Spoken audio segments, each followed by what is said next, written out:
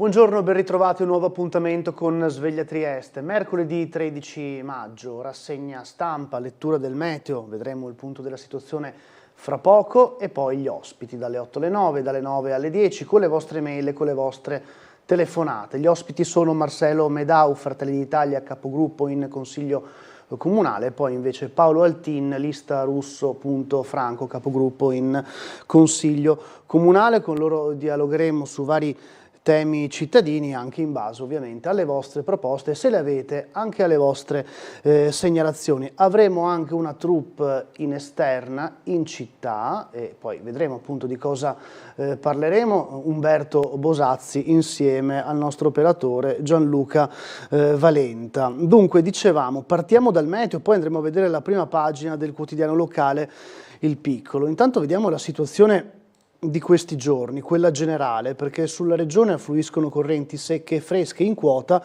Da giovedì pomeriggio, cioè da domani, giungerà un altro fronte, quindi questa finestra di stabilità che viviamo oggi più o meno su tutta la regione, mercoledì 13 maggio, non è destinata a durare. Su pianura e costa un cielo in genere poco nuvoloso, col passaggio di velature più consistenti al mattino, sui monti in prevalenza variabile per velature in quota al mattino e cumuli nel pomeriggio. Venti che sono a regime di brezza, temperature che rimangono sotto la media del periodo, sulla costa fra i 7 e i 10 gradi le minime, fra i 16 e le 18 le massime, in pianura tra i 4 e i 7 gradi le minime, fra i 17 e i 20 le massime. E come dicevamo appunto il cambiamento arriva già da domani, nuova perturbazione per giovedì 14 maggio, sui monti un cielo coperto, in pianura nuvoloso, sulla costa variabile. Dal pomeriggio probabili rovesce temporali con piogge da moderate ad abbondanti, ma possibili anche piogge localmente intense. Quota neve sui 1500 metri, in calo dalla sera. Nel pomeriggio sulla costa soffierà a tratti vento da sud moderato. Rimangono basse per la media del periodo le temperature, sia le minime che le massime. Sulla costa tra gli 8 e i 13 gradi le minime, tra i 15 e i 18 le massime, in pianura tra i 5 e gli 8 gradi le minime, fra i 15 e i 18 le massime. Più o meno analogo il tempo previsto per dopodomani, venerdì 15 maggio, cielo in prevalenza nuvoloso, probabili rovescio temporali sparsi, specie nel pomeriggio, piogge da moderate a localmente abbondanti, neve a 1500 metri e sulla costa al mattino soffierà sempre vento da sud moderato. Si alzano leggermente le minime sulla costa fra gli 11 e i 14 gradi, le massime rimangono fra i 15 e i 18, analoga situazione più o meno anche in pianura. Un po' presto per vedere sabato 16 maggio, ma vediamo comunque la tendenza con un'attendibilità che si staglia al 60%. Il giorno più brutto, secondo le previsioni, sabato 16 maggio, cielo in prevalenza coperto con piogge da abbondanti intense, su pianura e costa probabili rovesce temporali, in montagna nevicate abbondanti in quota neve che sale a 1700 metri con oscillazioni, sulla costa scirocco moderato, temperature minime fra gli 11 e i 15 gradi, sulla costa le massime fra i 14 e i 16, in pianura le minime fra i 9 e i 14 gradi, le massime fra i 14 e i 16. Fra poco vedremo anche il punto della situazione proprio sul versante meteo fatto nel nostro telegiornale di ieri sera, che appunto racconta un po' del dettaglio, grazie anche all'aiuto dei previsori dell'ARPA Osmer Friuli Venezia Giulia, la situazione di questi giorni. Dalla prossima settimana tornerà stabilità e clima più mite.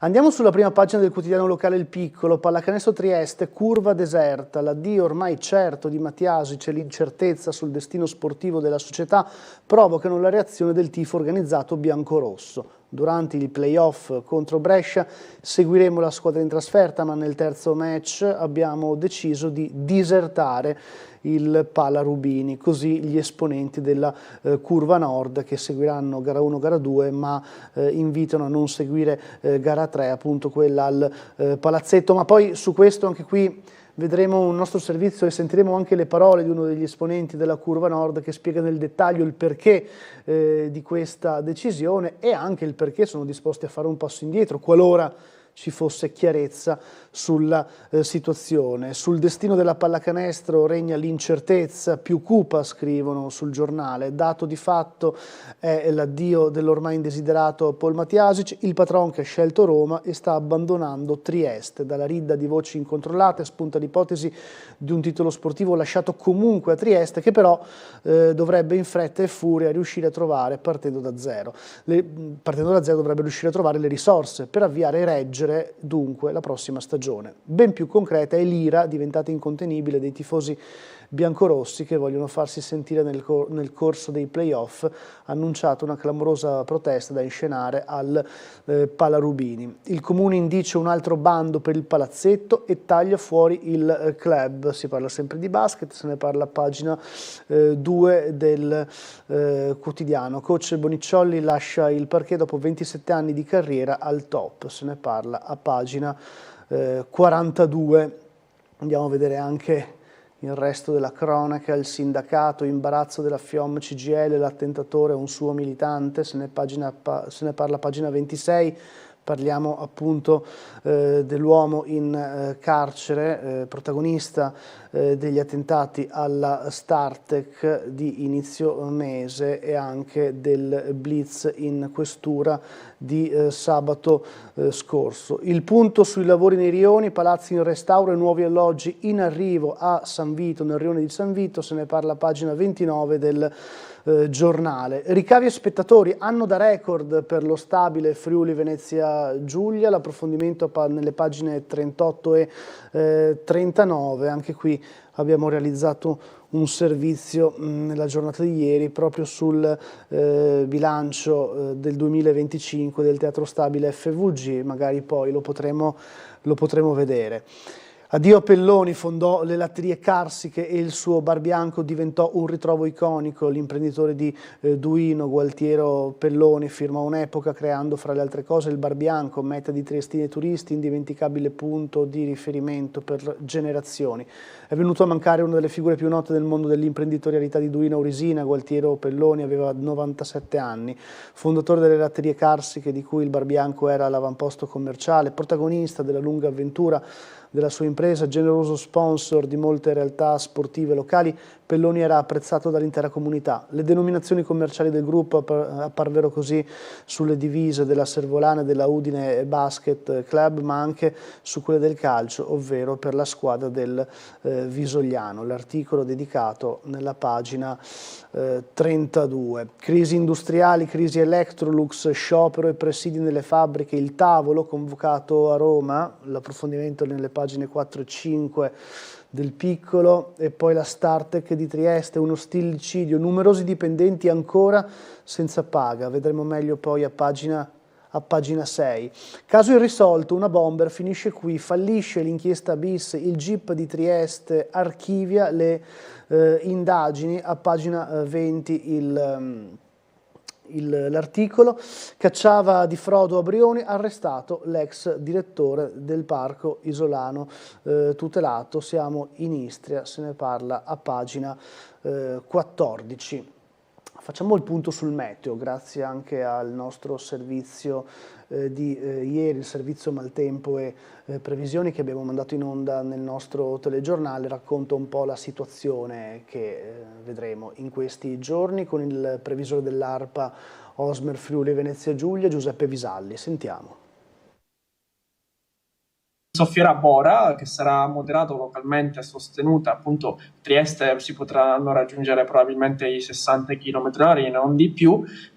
Domani, mercoledì, quindi Bora in calo, ma comunque ancora a tempo bello, con cielo in genere poco nuvoloso per il passaggio di qualche velatura. Una finestra di bel tempo dopo la perturbazione che ha attraversato gran parte della regione. La giornata di domani, infatti, vedrà un cielo sereno in Friuli Venezia Giulia, con qualche velatura o moderata nuvolosità. A Trieste la Bora ha spazzato via le nubi e le temperature hanno subito un deciso calo, determinandosi sotto la media per il periodo. Così anche nell'Isontino e in Friuli, attraversato nelle scorse ore da piogge abbondanti e anche da piccole grandinate nei punti in cui i temporali sono stati più forti. Poi in giornata il vento freddo da nord-ovest ha determinato il miglioramento, situazione che però non è destinata a durare.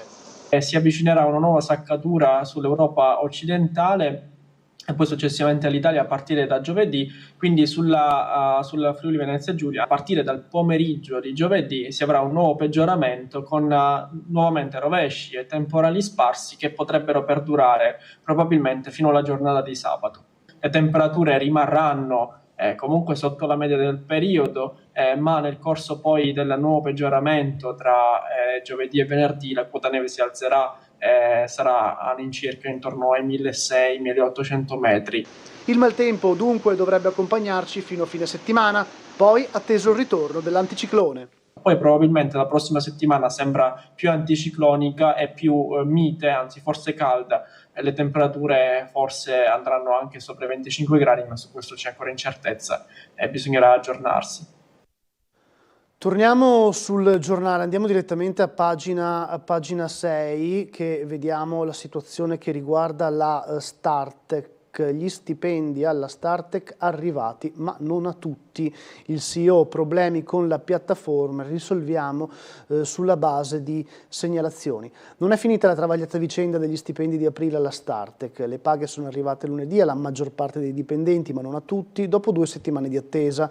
Ieri un numero non ben precisato di lavoratori, secondo alcuni sindacalisti pari al 20%, secondo altri più basso, difficile a dirsi visto che il monitoraggio viene fatto in maniera informale, le informazioni sono frammentarie, come rimarca il segretario territoriale della UILM, Antonio Rodà. Non aveva ancora ricevuto il saldo dopo il versamento del giorno prima di un acconto di 850 euro, pari all'incirca alla metà della retribuzione mensile. Il CEO Vianello assicura che se qualcuno non ha ricevuto gli accrediti questo è dovuto al fatto che la piattaforma ha dei problemi tecnici. Quando ci arriva la segnalazione procediamo con il fare un bonifico manuale. L'amministratore delegato chiede inoltre di aspettare fino a domani, quando al tavolo con il Ministero delle Imprese del Made in Italy, Regione Confindustria, ci sarà un bel annuncio di un importante investitore. I sindacati intanto rilanciano la richiesta, a cui non è arrivata nessuna risposta ufficiale, di essere convocati proprio a quel tavolo con Chiara Lucchetto, segretaria territoriale della FIOM CGIL, che ricorda è sui lavoratori e sulle lavoratrici che ricadono le pesanti conseguenze di quanto là viene discusso e deciso. Quindi domani il tavolo con Mimit, Regione Confindustria, le sigle, vogliamo esserci anche noi, il vertice atteso appunto per la situazione che sta vivendo la Startec. Vado indietro e vado a vedere la notizia che abbiamo visto sempre in apertura di giornale. Nell'incertezza sul titolo si pensa al post Matiasic, il punto sulla pallacanestro Trieste. Il presidente ha imboccato la via della capitale, ma Trieste potrebbe lasciare una Serie A difficilmente sostenibile. Intanto i soci di minoranza chiedono un'assemblea urgente. Dubbi, domande, risposte che non arrivano, un clima che si respira attorno alla pallacanestro in queste settimane e sembra uscito da una telenovela nella quale il finale viene scritto quasi quotidianamente. La comunicazione ormai in cortocircuito da mesi ha alimentato 1000 ipotesi, ma è inutile girarci attorno. Quando un proprietario mette sul piatto un'offerta monstra per la gestione del Paleur per prendersi Roma, il segnale è talmente forte da rendere quasi superfluo ogni comunicato ufficiale. Paul Matiasic ha già imboccato l'autostrada verso la capitale, lasciando Trieste a interrogarsi sul proprio destino proprio nel momento più delicato della stagione. In questo groviglio di silenzi si fa strada l'indiscrezione che cambierebbe radicalmente i connotati del trasloco. L'ipotesi, accreditata anche da fonti decisamente autorevoli nazionali, suggerisce uno scenario più articolato. Matiasic potrebbe sbarcare a Roma non portandosi dietro il titolo di Trieste, ma acquisendo diritti sportivi diversi, una manovra che spiegherebbe almeno in parte la reazione stizzita del presidente Petrucci davanti alla lettera firmata da Roberto Di Piazza e Roberto Cosolini, nella quale si chiedeva rispetto per la tradizione cestistica della città e per la passione del pubblico. Le parole del sindaco Di Piazza: sto mettendo in piedi una squadra che sia pronta a muoversi nell'emergenza. I soci, i membri della società hanno il diritto di essere informati su decisioni di questa portata. Questa è la situazione che si sta vivendo intorno al mondo cestistico triestino. Il comune ufficializza un nuovo bando per il Pala Rubini, via l'iter di concessione per 150.000 euro annui, non sarà dato al club il contributo di gestione di 342.000 euro. Il Comune di Trieste ha ufficializzato quindi la decisione di procedere con la pubblicazione di un bando di gara per l'affidamento della gestione delle Palarubini, scelta che era nell'aria già da alcuni giorni, dettata dalla necessità di garantire la continuità operativa dell'impianto, vista l'imminente scadenza della concessione attuale fissata per il 30 giugno.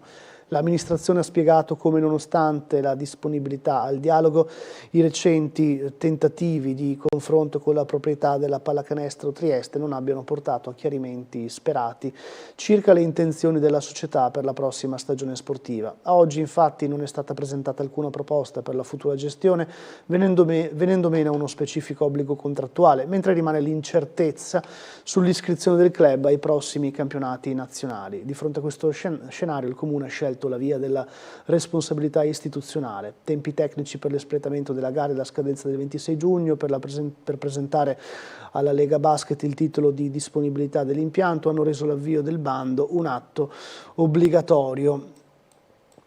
E qui invece le parole per quanto riguarda quello che per il comunicato che aveva diramato la Curva Nord, che dice basta, tifosi fuori dal palazzetto durante gara 3 con il Brescia, ma su qua possiamo sentire l'intervista realizzata proprio a seguito del nostro servizio di ieri sulla Pallacanestro Trieste, la Curva Nord, che si è espressa in tal senso, riportando alla memoria appunto il rispetto per il mondo del basket triestino. Sentiamo. Tutto questo non può finire, lo slogan che ci ripetiamo spesso, una situazione veramente drammatica sta vivendo Trieste con la sua pallacanestro e voi della Curva Nord avete preso una chiara decisione. Sì, una chiara decisione che però, attenzione, non passi per diserzione totale. In gara 1 e in gara 2 noi a Brescia vogliamo andarci, vogliamo fare la nostra grandissima figura e, come scritto anche nel comunicato, vogliamo sostenere dei ragazzi che non si meritano tutto questo. La nostra decisione parte da un presupposto, la mancanza di chiarezza che c'è stata negli ultimi 3 mesi. Ci sono state interlocuzioni, ci sono stati colloqui, ci sono state chiamate con la proprietà, con la politica, tra la proprietà e la politica, anche non recentemente, anzi recentissimamente possiamo dire, ma di tutto questo non si sa nulla, un giorno siamo a Roma, un giorno siamo a Milano, un giorno restiamo a Trieste. Qualcosa bisogna dire a una città, a una piazza, a una tifoseria che hanno sempre sostenuto tutto questo periodo di fortissima incertezza, in maniera convinta la squadra, che quindi dal nostro punto di vista si merita una chiarezza che ad oggi manca. Qualcuno sa se l'anno prossimo saremo in A1? Se lo sanno, che si parli, il titolo resta a Trieste, che si dica e si parli, si faccia chiarezza. Spariremo, come è successo a Cremona?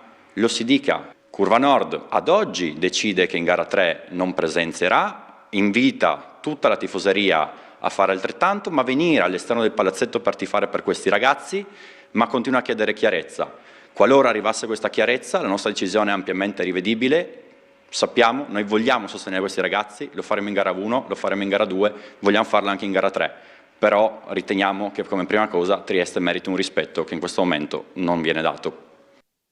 Queste erano le parole di Stefano Capanni, esponente della Curva Nord. Ci spostiamo su un'altra pagina del quotidiano, pagina regionale, ma si parla di Monfalcone. Nella Monfalcone 2040, cristiani forse minoritari, impariamo a convivere. Monsignor Zuttion della Caritas e l'appello della società civile. Anche noi come Chiesa stiamo analizzando il territorio a fronte della presenza sempre più rilevante di stranieri. Nella Monfalcone del 2040 noi cristiani saremo forse minoranza, ma è anche con questa consapevolezza che dobbiamo costruire percorsi di convivenza pacifica. Monsignor Paolo Zuttion, direttore della Caritas diocesana isontina, conosce molto bene la realtà monfalconese e ha pochi dubbi nell'individuare quella che dovrà essere la grande sfida sociale del domani. Originario di San Vito al Torre, per molti anni missionario in Costa d'Avorio, Zuttion è dal 2018 responsabile dell'unità pastorale tra le parrocchie di Staranzano e San Giuseppe. Il sacerdote ha accolto con interesse la proposta del gruppo di lavoro Monfalcone 2040 che si propone di analizzare in modo scientifico cosa è accaduto e cosa accade nel mandamento a livello sociale, economico, religioso per capire ciò che sarà e costruire dunque un territorio più vivibile, più attrattivo, più coeso. Anche noi come Chiesa, dice il direttore della Caritas, abbiamo cominciato da diverso tempo un percorso percorso analogo, contattando studiosi e sociologi che potessero aiutarci a comprendere meglio le dinamiche in atto nel nostro territorio, a fronte della presenza sempre più rilevante di cittadini stranieri e in particolare di bengalesi. Ci sembra importante potersi confrontare con persone preparate e formate. L'idea era quella di approcciarci ad una università per dar vita a uno studio. Crediamo che per camminare assieme verso il futuro sia fondamentale conoscerci. Dobbiamo sapere dove stiamo andando e non contrapporci, ma capire come collaborare. Queste le proposte appunto del direttore della Caritas diocesana. Confindustria apre alla proposta, pronti a leggere e portare idee, siamo disponibili a leggere, a collaborare, a portare le nostre idee per reinventare una Monfalcone che coniughi meglio comunità e imprese. Poche ma significative parole, quelle con cui il presidente di Confindustria Friuli Venezia Giulia, Pierluigi Zamò, apre all'iniziativa del gruppo Monfalcone 2040, riconoscendo di fatto la necessità di un confronto sul rapporto fra il colosso Fincantieri e la comunità cittadina. Il sasso gettato nello stagno stimola inoltre molte imprese di posizione nel centrosinistra, a cominciare dal Partito Democratico, che con il capogruppo in Consiglio regionale Diego Moretti sottolinea come alla situazione straordinaria di Monfalcone è necessario rispondere con norme e interventi regionali e statali ad hoc. Il documento Monfalcone 2040 è positivo perché affronta le questioni dal basso, ma non ha avuto, in primis dal sindaco Fasan, alcuna risposta. Continua Moretti, che chiede un intervento da parte della Regione e dello Stato affinché si affronti la complessità di Monfalcone con misure straordinarie, siano esse previste da una legge o da provvedimenti straordinari.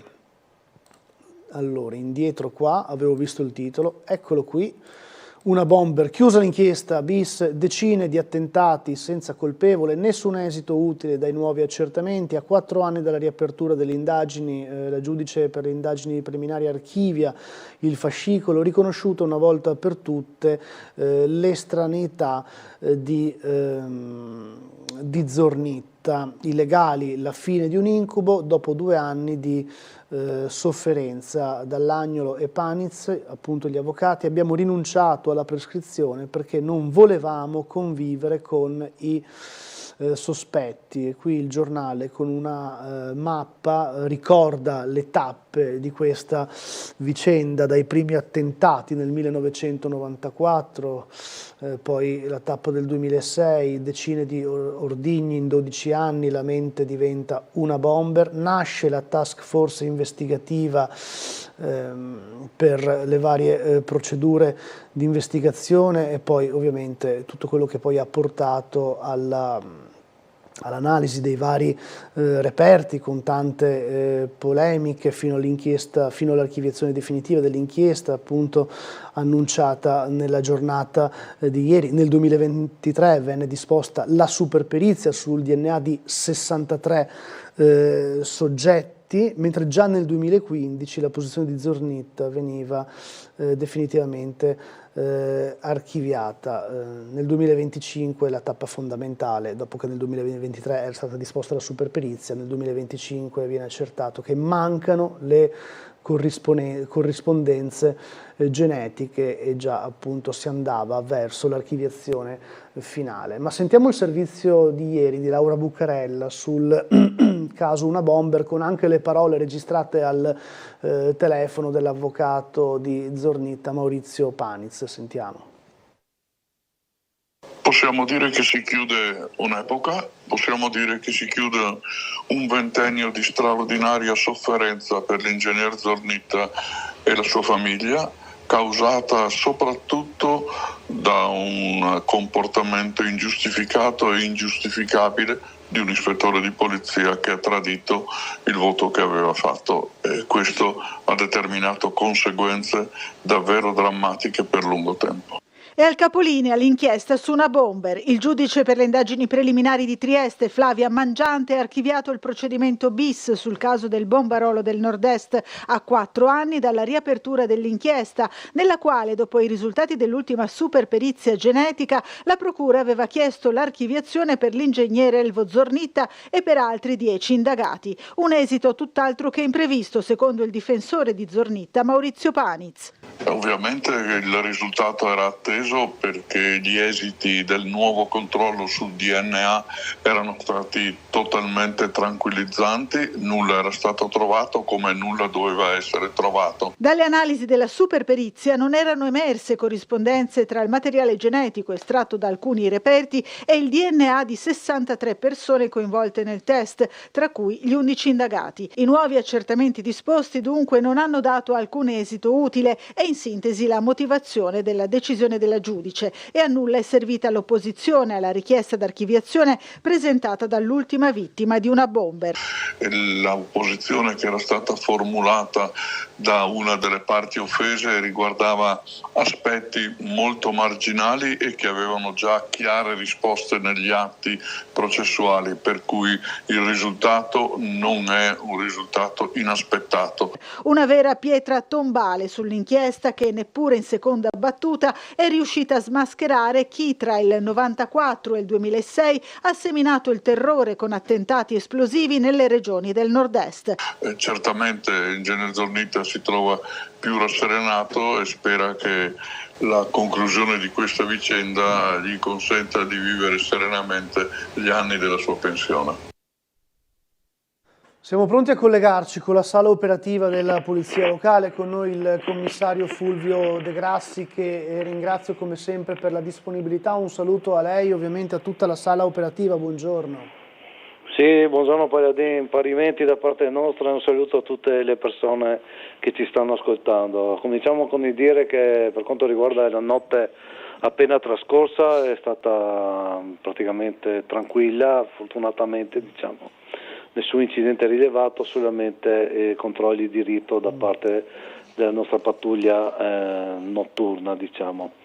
Per quanto riguarda la situazione attuale non abbiamo particolari interventi in attesa, anzi nessuno, da quello che so, non c'è nessun incidente in atto o altro. Dalle telecamere posso vedere la situazione più o meno del centro città, il traffico ovviamente vista l'ora è ancora molto, molto rado, si intensificherà come dico sempre con l'iniziare delle attività scolastiche anche commerciali. Per quanto riguarda gli lavori o d'altro, dovrebbero essere finiti dei lavori in piazzale Obelisco che vedevano lo stesso chiuso al transito veicolare e dovrebbero essere finiti nella nottata appena trascorsa. Ricordo sempre la chiusura della galleria Carso sulla grande viabilità triestina in direzione Trieste, perciò attenzione, l'uscita obbligatoria è lo svincolo di Padriciano. Invece saranno chiusi gli svincoli della GVT in direzione Trieste, sempre di Brigata Casale e anche Catinara dalle 7 alle 12 per lavori, mi dicono probabilmente di asfaltatura. Come sempre attenzione a tutti i lavori temporanei, i cartelli di sosta, i divieti di sosta temporanei, controllare bene le date e gli orari, ce ne sono sempre abbastanza in giro per la città, prego i cittadini di porre attenzione appunto a questo per evitare spiacevoli conseguenze. Per il resto non abbiamo in agenda niente di particolare che potrebbe andare ad influire sull'andamento viabilistico, quindi per il momento vi restituirei la linea. Grazie commissario, buon lavoro a lei e a tutti i membri della Polizia Locale. Grazie, buongiorno. Grazie, buongiorno a tutti. Agente aggredita, resta in cella, il GIP socialmente pericoloso. Queste le ultime sulla situazione che riguarda Agatino Privitera, ora in carcere, 47 anni in custodia cautelare, per lui arrestato dopo il tentativo di rubare la pistola in questura, indagato per l'incendio alla Startec, disposta la perizia psichiatrica. Emergono nuovi episodi, minacce a Fedriga di piazza e molestie ai passanti. È socialmente pericoloso, c'è il rischio concreto che possa reiterare i reati, per questo resta in carcere Agattino Privitera, il 50enne arrestato sabato per l'aggressione a una poliziotta e il tentativo di sfilarle la pistola, nonché indagato per l'attentato alla Startec. Secondo il GIP Marco Casavecchia, la custodia cautelare al Coroneo è l'unica misura in grado di scongiurare ulteriori escalation di cui l'uomo ha dato prova nelle ultime settimane. Anzi, negli ultimi 2 mesi emergono infatti ulteriori episodi per i quali Privitera risulta indagato. A marzo avrebbe molestato e minacciato una passante e personale di sicurezza della casa di riposo ITIS. Ad aprile, prima del doppio rogo dello stabilimento, avrebbe fatto irruzione nel Palazzo della Regione rivolgendo minacce ad alcuni esponenti politici, il governatore Massimiliano Fedriga, il sindaco Roberto Di Piazza e il consigliere comunale Lorenzo Giorgi. Questi episodi sono oggetto di 2 distinti fascicoli penali tuttora in fase di indagine. Il giudice ha convalidato l'arresto di sabato e ha disposto una perizia medico-psichiatrica volta a intanto valutare la compatibilità carceraria del dipendente della Startec, già seguito dal CSM di via Gambini. Il perito designato, il dottor Mario Novello, ha 30 giorni di tempo per eseguire gli accertamenti. Fabio Zuliani, difensore dell'indagato, sta valutando la possibilità di chiedere un'estensione del quesito così da valutare a tutto tondo le condizioni psichiche del 50enne. Un'intenzione già manifestata dal legale durante l'udienza di convalida dell'arresto, e quindi insomma la situazione che ruota attorno a Agattino Privitera più complessa di quello che si pensava. Nel corteo FIOM siamo davanti a una persona con fragilità, questa è la reazione della CGIL.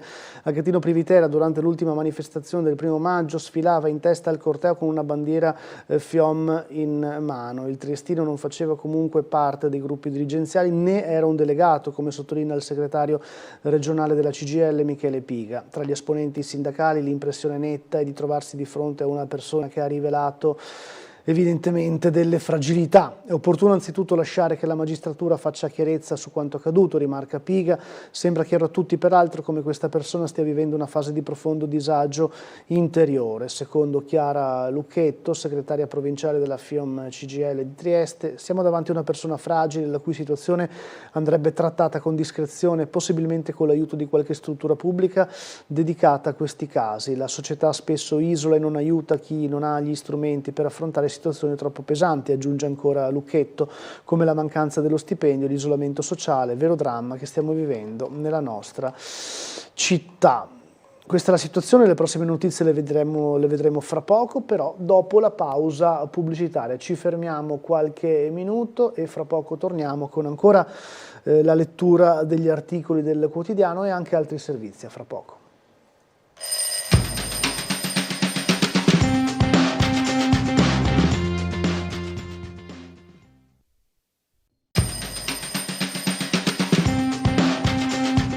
Al momento c'è un'unica certezza, quel Palasport simbolo di Roma in questo momento a livello di gestione è in mano a Matiasic, che quindi in qualche modo ha certificato che quell'operazione tendenzialmente si farà.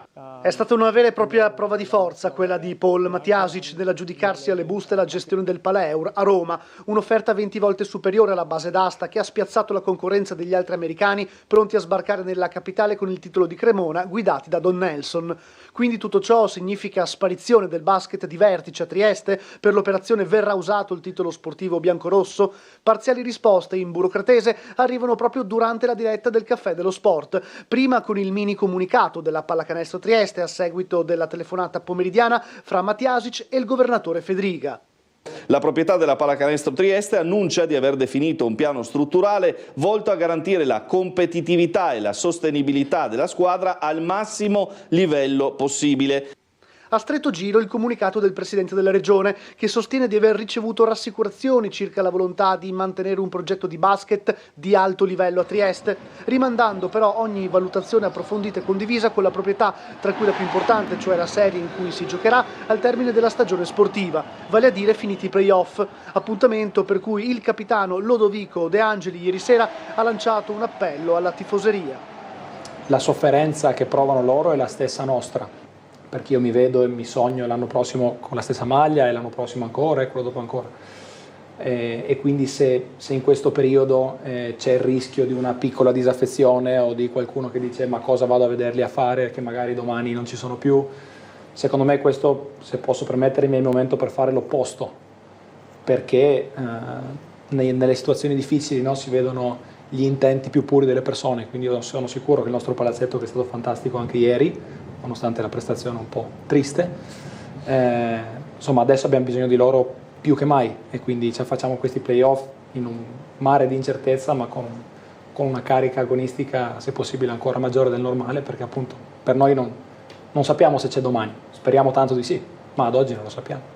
Proprio sul finire della trasmissione sportiva di Tele4 però la doccia fredda con la nota della Curva Nord che dopo l'assegnazione del Palaeuro a Matjasic e la poca chiarezza sull'incontro con Fedriga decide di disertare le prossime gare di playoff con Brescia, serie al via sabato in trasferta, invitando il resto della tifoseria a fare lo stesso, dandosi appuntamento fuori dal Palarubini a partire da gara 3. La situazione dunque si fa incandescente. Abbiamo un po' ripercorso la situazione intorno alla pallacanestro Trieste. Torniamo sul giornale. A 16 anni al volante di una Jaguar rubata, condannato. 1 anno e 4 mesi di carcere, aveva con sé un etto di hashish, la messa alla prova non è andata a buon fine. A 16 anni era stato pizzicato al volante di una Jaguar rubata e con addosso 100 grammi di hashish. Una bravata per sentirsi grande, fare colpo sugli amici, ma quella condotta gli è costata 1 anno e 4 mesi di carcere. Così ha deciso ieri mattina il Tribunale dei minori di Trieste dopo aver bocciato la messa alla prova. L'imputato, di origine straniera, nel frattempo diventato maggiorenne, non è riuscito infatti a portare a termine il programma di lavori socialmente utili avviato l'anno scorso. Se lo avesse concluso con esito positivo avrebbe potuto ottenere l'estinzione del reato, ma le cose sono andate diversamente. A un certo punto il percorso si è interrotto, da qui la condanna in abbreviato per il ragazzo difeso dall'avvocato Antonio Caraglio. La scelta del rito gli ha consentito di beneficiare di uno sconto di pena pari a 1/3. Dei 16 mesi di reclusione al ragazzo ne restano da scontare soltanto 7, perché quelli trascorsi in custodia cautelare gli verranno scalati dal computo complessivo. Il fatto contestato risale al 10 dicembre 2023 ed è avvenuto a Udine, ma del procedimento penale si era occupata la Procura dei minori di Trieste, che ha competenza distrettuale in materia. L'imputato era stato fermato dagli agenti di polizia alla guida di una Spider rubata. All'epoca aveva 16 anni, troppo pochi per prendere in mano una vettura. In un primo momento gli era stata contestata la ricettazione in concorso con altri giovani perché chi lo aveva fermato non aveva le prove che a compiere il furto fosse stato proprio il ragazzo, ma poi era stato lui stesso a confessare il furto e l'imputazione è cambiata. Per il 19enne questo non è l'unico guaio con la giustizia, ci sono un paio di altri procedimenti pendenti per condotte simili riferite agli anni dell'adolescenza, in cui il giovane ha risentito molto delle cattive compagnie, complice anche la fragile situazione familiare del ragazzo, cresciuto senza un padre con la madre impegnata su vari fronti, dal lavoro alla famiglia al tentativo di una piena integrazione in un paese diverso del proprio. Dopo un periodo passato in una comunità, il 19enne sembra intenzionato a lasciarsi alle spalle quella parentesi turbolenta e voltare finalmente pagina. Il lavoro è per lui una leva importante su cui iniziare a costruire il proprio futuro. Da poco ha trovato un ingaggio in una cooperativa ed è da qui che spera di ripartire una volta chiusi i conti con la giustizia. Zero indifferenza, l'Ateneo si apre al volontariato contro la povertà, sodalizi e universitari insieme per aiutare chi è in difficoltà. Odio gli indifferenti, credo che vivere voglia dire essere partigiani, chi vive veramente non può non essere cittadino e partigiano, l'indifferenza è abulia, è parassitismo, è vigliaccheria, non è vita, perciò odio gli indifferenti, scriveva Antonio Gramsci su La città futura l'11 febbraio del 1917, un testo attuale ancora oggi. Zero indifferenza, analisi, storia, workshop sulla povertà del territorio, è pure il titolo promosso dalla Caritas diocesana di Trieste in collaborazione con la pastorale universitaria. L'iniziativa, fatta proprio dall'Università di Trieste, si è svolta ieri nell'aula magna dell'Ateneo. Zero indifferenza nasce con l'intento di far incontrare il mondo del volontariato cittadino con le studentesse e gli studenti che frequentano l'Ateneo triestino, un modo di coniugare conoscenza ed esperienza entrando in dialogo con la comunità civile. L'emergenza povertà sta nei numeri forniti da Vera Pellegrino, ricercatrice della Caritas diocesana di Trieste. A livello nazionale oltre 5.700.000 individui vivono in povertà assoluta, è il 9,7% della popolazione, e parliamo di oltre 2 milioni di famiglie, l'8,4%. A Trieste negli ultimi 2 anni la povertà è cresciuta del 30%, il 12% è una povertà cronica con persone in carico da oltre 15 anni. Nel 2024 la Caritas di Trieste ha incontrato nei suoi servizi 7.249 persone, di queste 2.906 sono residenti che vivono situazioni di disagio, il 12,7% del totale sono minori. Le parole poi di uno studente: l'esperienza con le associazioni ha dato forma al mio modo di stare al mondo. Queste le reazioni anche al convegno promosso ieri all'Università di Trieste. A un mese dall'esame di maturità ci si esercita con i test simulati. Per i temi si scommette sull'intelligenza artificiale e sui nomi di D'Annunzio, Montale e Deledda. Manca poco più di un mese all'esame di maturità e anche gli studenti triestini, come molti ragazzi in tutta Italia, sono alle prese in queste settimane con le esercitazioni che simulano le prove previste. Sale intanto per alcuni la preoccupazione per il nuovo orale introdotto quest'anno dal Ministero dell'Istruzione e del Merito con un colloquio più approfondito. Ma prima di concentrarsi su studio e ripassi, per molte classi sarà il momento della tradizionale cena della matura, da trascorrere spesso insieme ai docenti nel mese di maggio o a inizio giugno. Alle feste fuori città o in discoteca invece ormai da qualche anno i giovani preferiscono i viaggi con i compagni, da pianificare in estate, un modo per stare insieme qualche giorno prima di prendere strade diverse tra università e lavoro. La maturità 2026 inizierà per tutti con la prima prova scritta di italiano il 18 giugno, seguirà il 19 giugno la seconda, diversa a seconda dell'indirizzo, mentre una terza prova scritta è prevista solo in alcuni corsi. Dal 22 luglio prenderanno il via gli orali e come ogni anno spunta già il totema della prima prova, per molti giovani la più temuta. Le ipotesi che rimbalzano sul web sono tante, previsioni realizzate solitamente in base a importanti anniversari che ricorrono nell'anno, a fatti di attualità particolarmente dibattuti o autori che da tempo non vengono citati.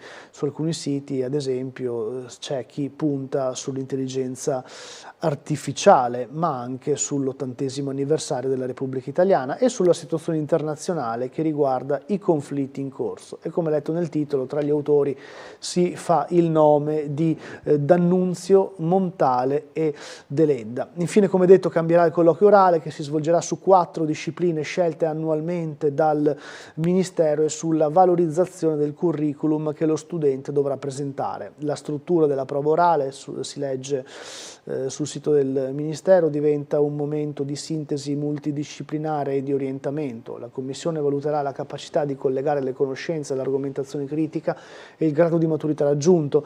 Intanto in ogni regione è in corso la pubblicazione degli elenchi con i presidenti delle commissioni di esami. Andiamo a vedere il bilancio 2025 del Rossetti, un altro servizio mandato in onda alla fine del nostro telegiornale di ieri, numeri da record per lo stabile Friuli Venezia Giulia. Vediamo il servizio. 277.064 spettatori, un incasso complessivo lordo che sfiora i 15 milioni di euro. Il 2025 per il Teatro Stabile del Friuli Venezia Giulia è stato l'anno che ha fatto registrare il risultato migliore. E il dato è reso ancora più importante, già che anche scorporando gli enormi numeri registrati dal Cirque du Soleil, 72.697 spettatori, si registra un incremento rispetto al 2024. Per quanto concerne il pubblico, oltre il 15% degli spettatori ha acquistato i biglietti dall'estero, più del 40% è arrivato da fuori provincia, il 30% da fuori regione.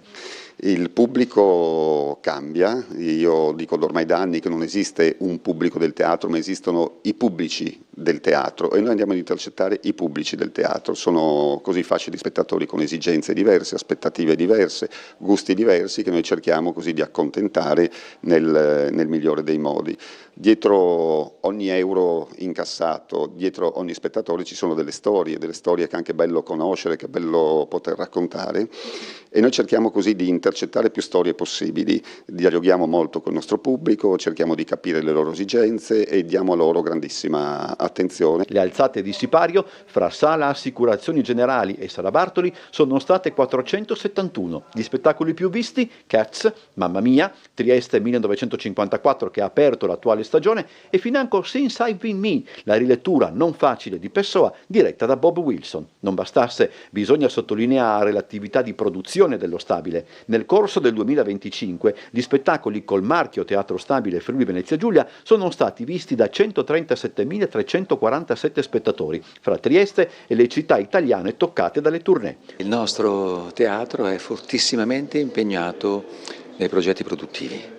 È stato un grande risultato quest'anno, oltre 30 produzioni che hanno girato in tutta Italia, alcune sono andate anche all'estero, quindi l'aspetto per me fondamentale è che accanto alla grande ospitalità e ai grandi numeri di spettacoli internazionali che vengono nella nostra città, in particolare nel nostro teatro, il fatto di avere questa attenzione ad esempio a un pubblico giovane, perché gran parte delle nostre produzioni sono dedicate all'infanzia e alla gioventù, e che questo sicuramente è un modo nuovo, secondo me, ma naturalmente obbligatorio, per creare un nuovo pubblico del futuro. Commentando i dati, i vertici dello Stabile hanno sottolineato il lavoro di collaborazione di fatto con l'intera struttura cittadina, le realtà istituzionali e quelle culturali, non ultima quella con il Teatro Verdi, nonché il comparto turistico, ma soprattutto lo spirito di servizio di chi per lo Stabile e con lo Stabile lavora. Torno sul giornale. Le ex case degli impiegati rinascono a San Vito dopo anni di abbandono. Se qualcuno deve indicare il cuore del rione di San Vito, punta certamente il dito verso l'incrocio tra via Combi e via Colautti, un punto nevralgico per quel quartiere signorile e residenziale che ha sempre visto come un pugno nell'occhio lo stato di abbandono che da decenni coinvolge le ex case degli impiegati, progettate nel 1911 e prospicienti alle case dei ferrovieri. Ora in quel complesso è stato avviato un radicale intervento di recupero che, oltre a rappresentare un vero progetto di riqualificazione urbana, renderà disponibili nuove residenze in quello che resta uno dei rioni più ambiti della città. Il complesso, che copre un intero isolato, è composto da 2 imponenti edifici disabitati, il che, vista la posizione e la richiesta di soluzioni abitative a San Vito, appare come un'opportunità mancata. Il primo stabile è di proprietà di Generali, si sviluppa lungo la via De Amicis, il secondo si snoda tra via Combi, via Colautti e via De Amicis, dove ci sono gli ingressi di quest'ultimo edificio. Una porzione è di proprietà dell'INPS, mentre l'altra, i civici 15 e 17 di via De Amicis, nel 2023 era stata venduta da Unipolsai alle società triestine Dobner Re e AS Costruzioni, che hanno avviato un intervento di recupero sui circa 3.000 metri quadrati all'incrocio tra via Combi, via Colautti e la Corte Alberata sul retro di via De Amicis. Su 5 piani, oltre al sottotetto, sono stati ricavati 25 appartamenti con metrature dai 75 ai 160 metri quadrati con degli attici bilivello. E queste sono le foto appunto del giornale della zona interessata di San Vito, di cui appunto stiamo parlando. Andiamo avanti con le pagine del giornale, spostiamoci sul fronte politico. La Lega va a congresso e cambia la segreteria. Polidori lascia il vertice, il sindaco di Muggia rinuncia al ruolo politico del partito. Troppi impegni istituzionali da primo cittadino. Per la guida provinciale è sfida tra Rabaccio e Gherbassi. Paolo Polidori non sarà più segretario provinciale della Lega. Il congresso del Carroccio, in programma sabato nella sala Unicusano, non vedrà la sua ricandidatura. Troppi gli impegni istituzionali da sindaco di Muggia per conciliarli con quelli da segretario, e forse troppi anche i paletti imposti dal suo ruolo istituzionale per esercitare fino in fondo l'azione politica in un momento di forti riposizionamenti nel partito. A sfidarsi per succedergli, a meno di sorpresa, saranno Pamela Rabaccio, oggi vice segretaria, e Ivo Gerbassi, entrato nel 2023 in Consiglio Comunale al posto di Giuseppe Gersinic, con cui continua a collaborare in Regione. Ho deciso di non ripresentarmi, conferma il leghista, motivando la sua scelta con l'incompatibilità di due ambiti che indossa. Sono onorato di aver avuto questo incarico, ma l'attività di sindaco, ripete il primo cittadino di Muggia, è molto istituzionale e non la vedo compatibile con quella di segretario. Il mandato di Polidori dunque finisce qui 3 anni dopo quel congresso che nel 2023 lo vide succedere per acclamazione a Pierpaolo Roberti, Fedrigiano di Ferro. Un erede naturale sì, per quanto molto diverso per stile e savoir-faire da quell'archetipo di segretario immaginato da Piazza Unità e più vicino a quella ruspante Lega Nord della prima ora che lo vide militante dal 93 e che oggi sul territorio più si identifica in Cisin Dreosto. Impulsivo di indole, dalle posizioni non sempre comode, il primo ad ammetterlo è lui.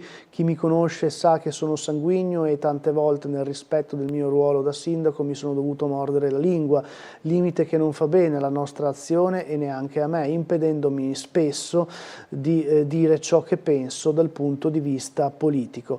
Una scelta che Polidori in vero maturava da tempo, sintesi di riflessioni interiori. Già in febbraio, nel pieno del marasma innescato dal dossier sulla sanità voluto sempre da Dreosto Cisint, si erano rincorse voci che volevano il leghista già dimissionario dal ruolo di segretario, ricostruzioni mai confermate dal diretto interessato, ma forse non è un caso che proprio in quelle settimane di forti tensioni leghiste a firmare molti comunicati della segreteria provinciale non fosse lui ma la sua vice Rabaccio. Questa insomma la situazione per quanto riguarda i vertici della segreteria della Lega, con Polidori che lascia e con la sfida che si apre tra Rabaccio e Gerbassi.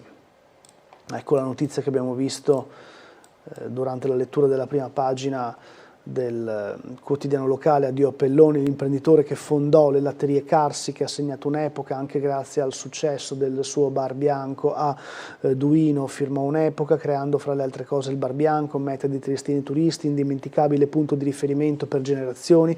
È venuta a mancare una delle figure più note del mondo dell'imprenditorialità di Duino Urisina. Gualtiero Pelloni aveva 97 anni, fondatore delle latterie Carsi, di cui il bar bianco era l'avamposto commerciale, protagonista della lunga avventura della sua impresa, generoso sponsor di molte realtà sportive locali. Pelloni era apprezzato dall'intera comunità, si dedicò anche ad attività alberghiere e sponsorizzò squadre locali di calcio e di basket.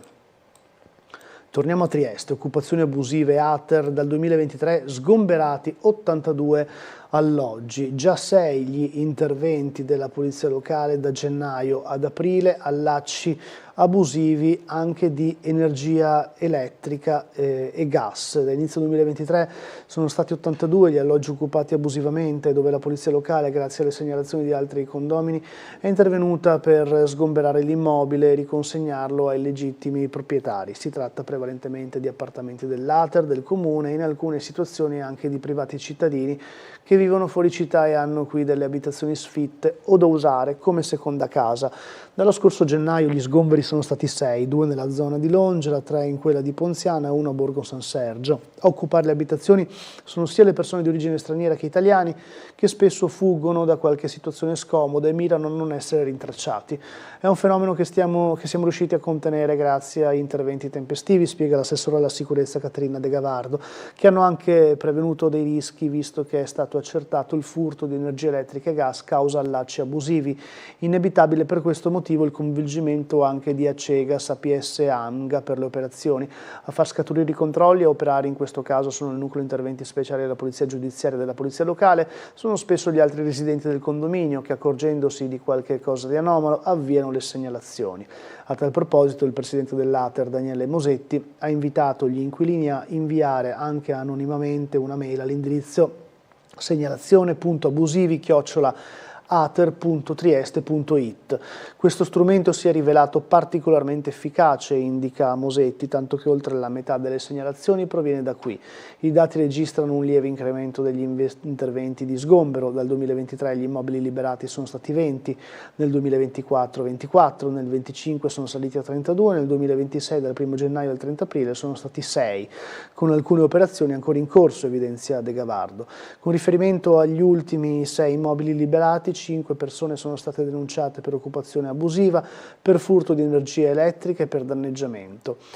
Sino a una decina d'anni fa l'occupante abusivo poteva persino richiedere la residenza dell'appartamento occupato e stipulare così dei contratti per le utenze. Ora questo non è più possibile, ha precisato il comandante della polizia Walter Milocchi. Per questo aumentano i casi di allaccio abusivo, spesso pericolosi, oltre ai consumi che possono incidere sulle spese condominiali o addirittura ricadere sulla gestione dei servizi.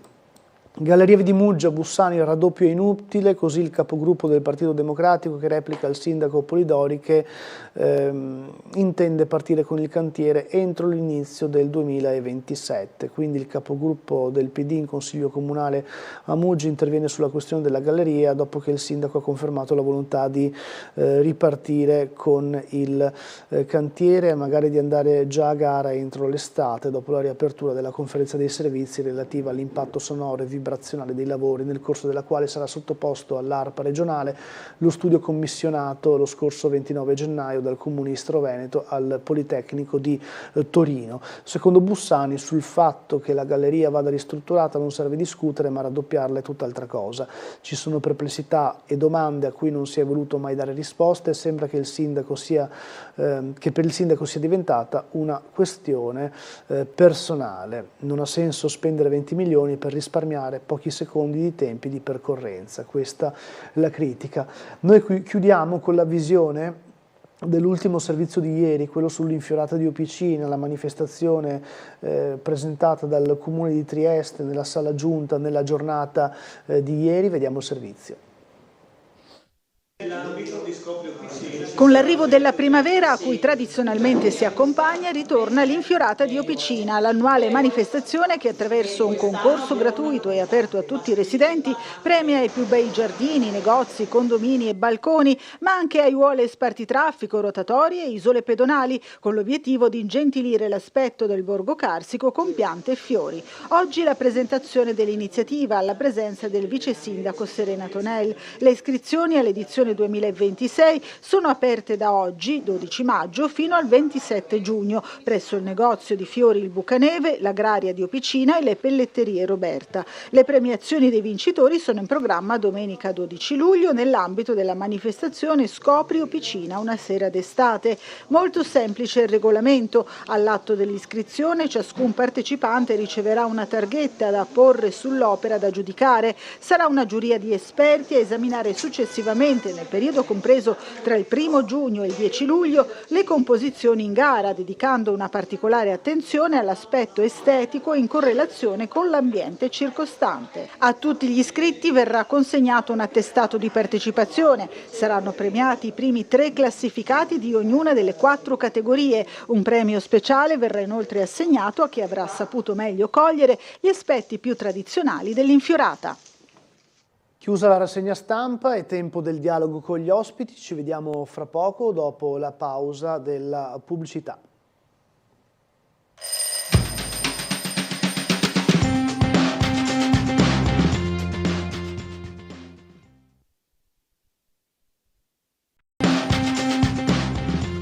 €277.064 spettatori, un incasso complessivo lordo che sfiora i 15 milioni di euro. Il 2025 per il Teatro Stabile del Friuli Venezia Giulia è stato l'anno che ha fatto registrare il risultato migliore. E il dato è reso ancora più importante, già che anche scorporando gli enormi numeri registrati dal Cirque du Soleil, 72.697 spettatori, si registra un incremento rispetto al 2024.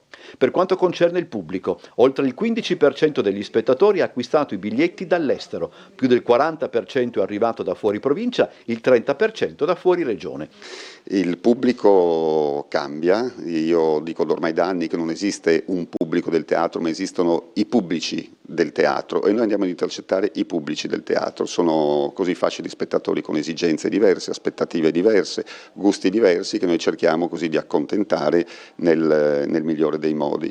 Dietro ogni euro incassato, dietro ogni spettatore ci sono delle storie che è anche bello conoscere, che è bello poter raccontare e noi cerchiamo così di intercettare più storie possibili, dialoghiamo molto con il nostro pubblico, cerchiamo di capire le loro esigenze e diamo loro grandissima attenzione. Le alzate di sipario fra Sala Assicurazioni Generali e Sala Bartoli sono state 471. Gli spettacoli più visti: Cats, Mamma Mia, Trieste 1954 che ha aperto l'attuale stagione e financo Since I've Been Me, la rilettura non facile di Pessoa diretta da Bob Wilson. Non bastasse, bisogna sottolineare l'attività di produzione dello Stabile. Nel corso del 2025 gli spettacoli col marchio Teatro Stabile Friuli Venezia Giulia sono stati visti da 137.347 spettatori, fra Trieste e le città italiane toccate dalle tournée. Il nostro teatro è fortissimamente impegnato nei progetti produttivi.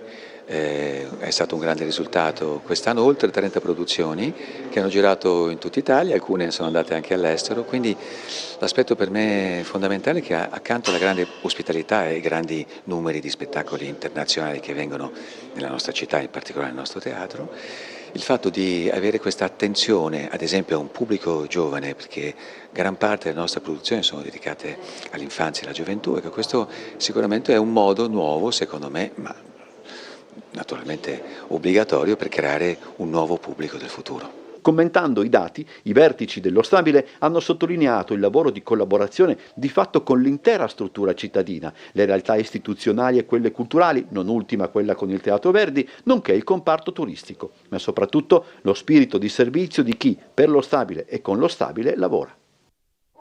Ciao, ben ritrovati di nuovo in diretta a Sveglia Trieste. Okay, ciao.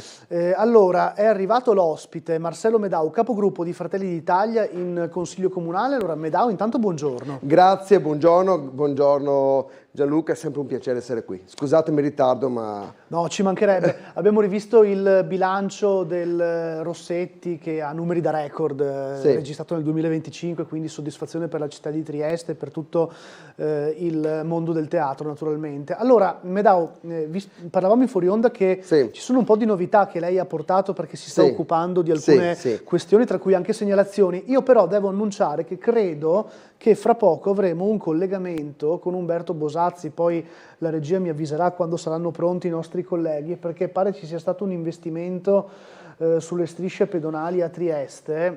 Speriamo non sia una cosa grave, ma di questo ne so meno di tutti in realtà, perché sanno di più i colleghi che sono in esterna in questo momento, quindi appena saranno pronti gli cederemo la linea.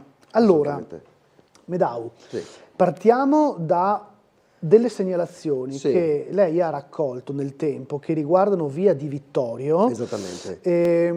Perché state preparando un questionario, cosa ne pensa la gente, sull'ipotesi del senso unico. Esattamente. Allora cosa succede? Proprio qui, anzi devo dire la verità che negli ultimi anni la maggior parte delle richieste arrivano da Sveglia Trieste, quindi ormai siete diventati davvero un raccoglitore, un termometro della cittadinanza. Allora, e qua, non si vede bene, c'è.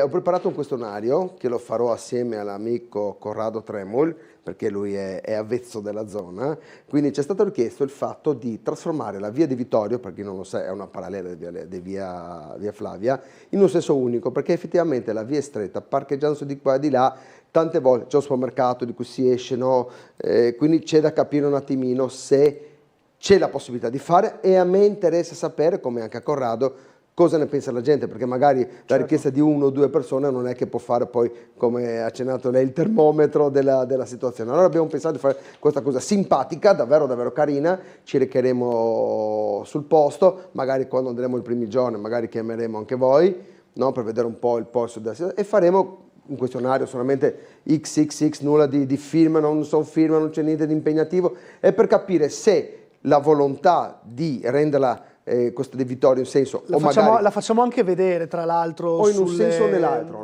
sulle mappe. Allora, questa è via di Vittorio, che così prosegue, e qui, come diceva il consigliere Medau, c'è appunto via Flavia. Quindi questa qui che sto percorrendo col mouse, la zona interessata da questo studio, da questo questionario. Che va da via Gravisi e porta poi verso la chiesa, no? Allora effettivamente è strettina, come vede c'è un supermercato, quindi in realtà è una cosa simpatica che poi vogliamo con macchine fare. parcheggiate anche a lato, no? Quindi... Esattamente, poi sono i bidoni del Mondi. Insomma, effettivamente è una via strettina, anche come sapete sono motociclisti, anche in moto si fa un po' fatica, e allora ho pensato di preparare questo, è una cosa simpatica, poi prepareremo il documento assieme, un po' come preparare una mozione, un documento assieme alla gente, no? Quindi dipendendo poi da cosa ne uscirà fuori da questo questionario, che sono domande molto semplici, da quanto tempo abita in zona, cosa ne pensa, nel senso, insomma, abbastanza semplice, è un modo per stare con i cittadini, è un modo di sentire poi anche su vari argomenti, quindi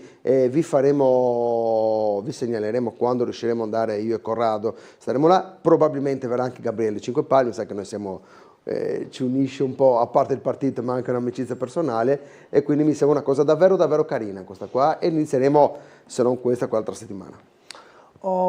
Non solamente questo, in termini di viabilità, visto che siamo in tema, diciamo già quello di cui mi anticipava poco prima della messa in onda, uno studio di fattibilità sulle corsie preferenziali in città. Cosa sta preparando? Allora, anche qua mostro la foto, perché in realtà questo qua è un documento che mi ha aiutato a fare un carissimo amico, Simone, che è un ragazzo giovanissimo, che è molto molto attento al trasporto pubblico, Simone, che saluto. Mi ha dato una mano anche la consigliera Crismani della sesta circoscrizione, perché io cerco sempre di farmi dare una mano, perché 3 teste ragionano meglio di una. È uno studio di fattibilità che presenterò, spero, a breve, sul fatto di poter creare delle corsie preferenziali lungo le direttrici principali della città.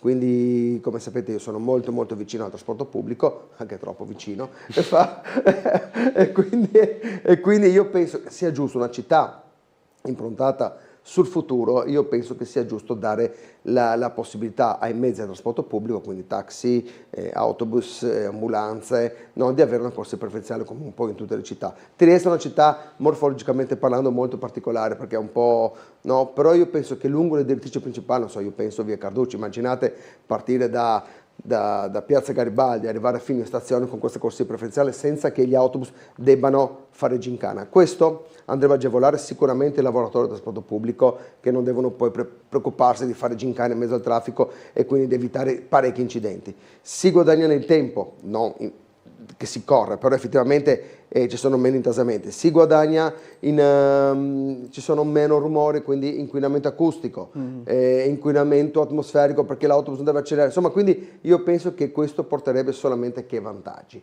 Quindi io preparerò questo, vediamo cosa diranno poi i tecnici, perché lei, come sa Gianluca, noi prepariamo la documentazione, poi c'è tutto, devono avvalare i tecnici, fare uno studio di fattibilità, dare un parere positivo o negativo. Con una mozione comunque. Io preparerò una mozione, non credo riuscirò a fare una mozione urgente perché non ci sono i parametri, perché chi non lo sa, mozione urgente si può fare solamente se non c'è un capitolato di spesa. Vediamo se riusciamo a girare il discorso in modo da portarlo urgente. Comunque non ha grossa importanza, l'importante è mandare avanti. Se vedo che c'è l'interesse, probabilmente, se riuscirò, preparerò un emendamento che è una cosa molto più forte la prossima variazione di bilancio, la prossima previsione di bilancio.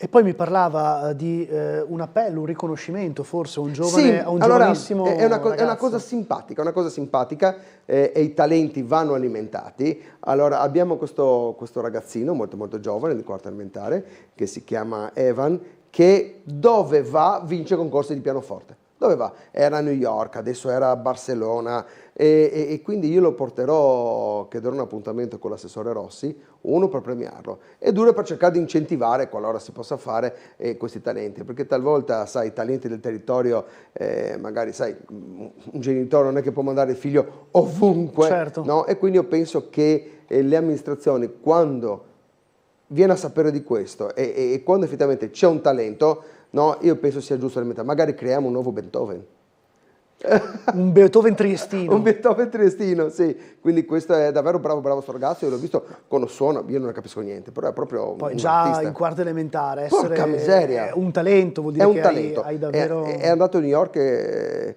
a dicembre, so che adesso era a Barcellona, ma dove va?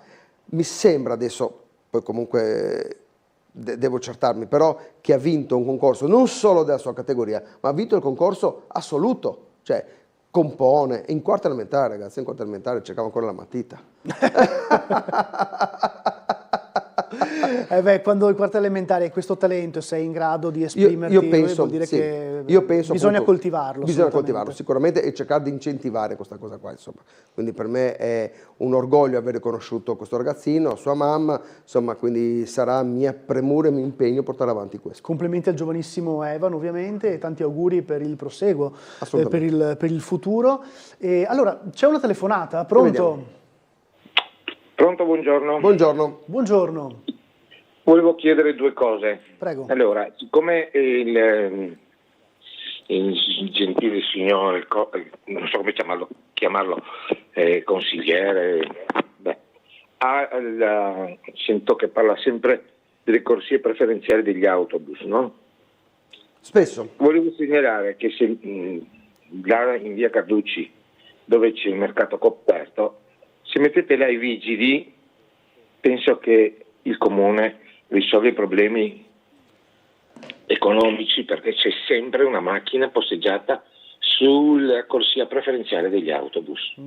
Cioè, guardi, non dico che ci vado ogni giorno, ma 3-4 volte a settimana ci passo e vedo sempre macchine sabati, domeniche, durante la settimana. E in più volevo chiedere, di fronte, dove c'è quella grande tabaccheria, è stato abbattuto il palo dell'autobus la notte dell'ultimo dell'anno. A oggi è ancora inesistente. Non so. E dopo volevo chiedere una cosa che oramai fa parte della nostra zona. Io abito a Campanelle. Ero ieri là. Volevo qualcosa sapere del famoso ponte. Perché insomma sono venuti mesi fa a fare i carotaggi, dopo la regione doveva fare qualcosa, se almeno voi giornalisti sapete qualcosa. Vi ringrazio e buona giornata. Grazie. Sta anche occupando l'assessore Amirante per quanto riguarda il Campanelle. È un tema che tiene banco da molto tempo. Sì, allora sì, quello che dice il signore ha ragione, io in via Carducci passo ogni giorno, più volte al giorno, e voglio sottolineare il fatto che quella corsia preferenziale davanti alla famosa pescheria, insomma davanti lì in via Carducci, è una corsia preferenziale che io ho voluto in tutti i modi liberare, perché come si ricorderà il signore, una volta era un parcheggio, prima e seconda fila, sempre, c'è anche una casa di riposo, quindi seconda fila. Io ho fatto tanto per liberare quella corsia, l'assessore Babuder poi è stato molto attento e l'abbiamo fatta liberare, ha ripiturato le strisce e quindi effettivamente è molto più libera di prima, ma non è sicuramente soddisfacente, insomma, qui perché l'effetto la gente si va e viene, però vede in questo modo abbiamo eliminato la seconda fila, mentre prima c'era la seconda fila, adesso l'abbiamo eliminata. Quella corsia preferenziale effettivamente non è proprio grandi cose per l'auto, perché io parlo di corsia preferenziale vera, cioè che parte da piazza Garibaldi e che va fino alla stazione, allargando un po', perché se noi guardiamo con la corsia effettivamente è un po' strettina, no? Comunque ha ragione il signore. Per quel che riguarda il palo della fermata dell'autobus di fronte, effettivamente è vero, io sono passato un sacco di volte, ho notato, ma mai è venuto in mente che sicuramente chiederò il ripristino. Il ponte, tra l'altro ero ieri là a dare un'occhiatina, essendo in moto, insomma, è tutto aperto, quindi la gente passa tranquillamente, e appunto è questione regionale. So che l'assessore Amirante di Fratelli d'Italia, insomma, è molto molto attento e sta cercando di velocizzare, perché è un problema, è un po' come tagliare la città in due, soprattutto per le persone che abitano in zona, insomma è davvero gravoso. Ero ieri a dare un'occhiatina, è davvero importante risolvere la questione in tempi brevi. Allora, buongiorno, una domanda al consigliere Medau. Come si pone, cosa intende fare la maggioranza in Consiglio Comunale circa la vergognosa e dissacratoria chiusura abusiva dell'area della foiba Plutone? Grazie dell'attenzione, Piero. Ieri il presidente dell'Unione degli Istriani, Massimiliano Lacota, ha diramato una foto. Tra l'altro, Guido, dalla regia, se riesci, dovremmo avere le immagini della foiba Plutone fatte vedere anche nel nostro notiziario di ieri, e allora ci si risveglia così, con l'ingresso della foiba da qualcuno con tanto di cartelli sbarrata, l'indignazione dell'Unione degli Istriani per bocca del presidente Lacota dicendo non si può escludere l'accesso a un monumento meta anche di pellegrinaggio per i tanti che ricordano il dramma delle foibe, e questo, insomma, alzata di scudi dall'Unione degli Istriani che chiede delucidazioni sul perché di questa decisione di qualcuno, non si sa chi è, abbia appunto sbarrato l'ingresso e messo i cartelli. Io trovo che sia assolutamente assurdo, no, una cosa del genere è vergognosa. Sicuramente ce ne occuperemo, adesso dobbiamo vedere la soluzione migliore, la più seria e la più veloce, insomma, però questo è poco ma sicuro, noi ce ne occuperemo sicuramente perché è qualcosa di, insomma, di triste, dai, triste, secondo me sono certe cose che non si debbono fare perché è come andare a riaprire una ferita che un po' è sempre aperta, insomma, quindi io trovo, non so chi ha fatto questo, però effettivamente lei stia tranquillo che sicuramente ce ne occuperemo. Un'altra telefonata, pronto? Buongiorno, sono Franco Lega d'Odine Nord. Buongiorno signori. Buongiorno Franco, prego. Friulani. Oggi alle 3:30 ho sentito Lo Bianco che diceva che il sindaco dovrebbe fare più pullman per mandare in giro gli extracomunitari e non tenerli lì, no? Praticamente oggi alle 6:30 ho sentito che il sindaco e anche Federica sono stati minacciati. Ma è possibile che non abbiamo imparato niente dal cavallo di Troia? Più gente portiamo qui e più siamo indifesi. Ma la gente vuole sicurezza, Medau vuole sicurezza e lei il metal detector non lo vuole perché altrimenti da 2 anni a questa parte avrebbe fatto qualcosa, invece niente.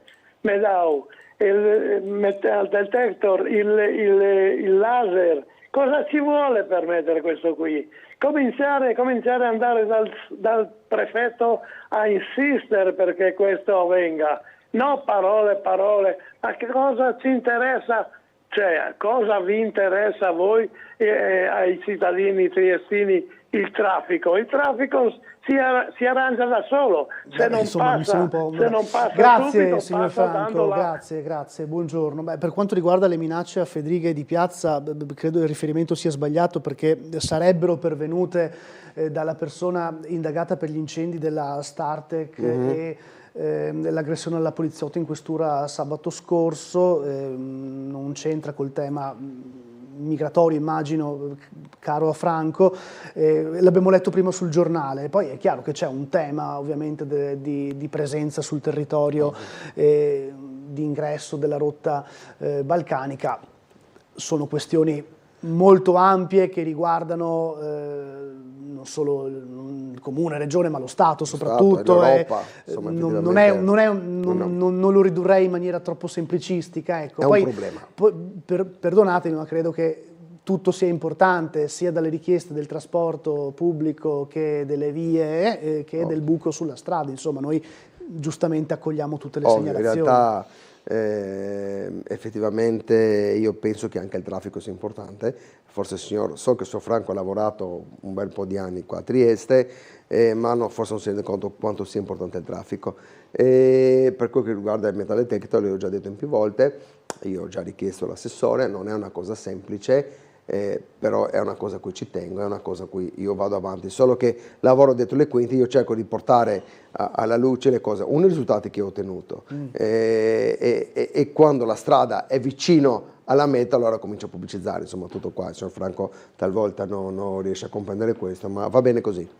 E poi, sempre dalle mail, ci dicono: vorrei segnalare in via Slata per la continua circolazione dei ciclomotori sul marciapiede lato ospedale, usato come scorciatoie per raggiungere via Brunner. sono quei comportamenti Vero. Perché lì le macchine si parcheggiano e lo spazio tra il muretto dell'ospedale e le macchine è abbastanza ampio, quindi ho visto anch'io qualche volta vanno lì e fanno il giro, lì bisognerebbe un po' di civilismo, un po' di... no? Spesso io ho chiesto, so che qualcosa si fa già, un po' di educazione civica nelle scuole, perché io sono assolutamente convinto che la città, la strada è come fosse casa nostra, no? Quindi in realtà bisognerebbe, insomma... E poi dalle mail sempre facciamo vedere questa foto che ci manda un telespettatore di Piazza Volontari Giuliani, dice da mesi non vedo operai al lavoro. Allora dovrei informarmi perché so che lì vicino stanno facendo dei lavori per quanto concerne la scala, no? La scalinata di cui non mi ricordo il nome, chiedo scusa. Però non so, sottoservizi, scavi di qualche tipo, dovrei informarmi. Mi informerò senz'altro anch'io, ecco magari al telespettatore che ha mandato questo può chiedermi, trovarmi attraverso i social Medao Marcello oppure la mail istituzionale che è uguale per tutti, marcello.medao@comune.trieste.it. Io mi informo e poi se vuole magari mi scriva e le do delle lucidazioni in merito. Ancora una telefonata, pronto? Buongiorno, buona giornata ad entrambi. Buongiorno. Volevo fare una brevissima osservazione sulla questione della grotta Plutone, di cui ho visto ora i cancelli chiusa per proprietà privata. Voglio ricordare che dove c'è la proprietà privata in effetti in caso il proprietario può chiudere il terreno e quindi anche nel caso della Plutone è assolutamente legittimo che abbia chiuso la dolina, non si capisce perché da sempre è stata aperta fino ad oggi.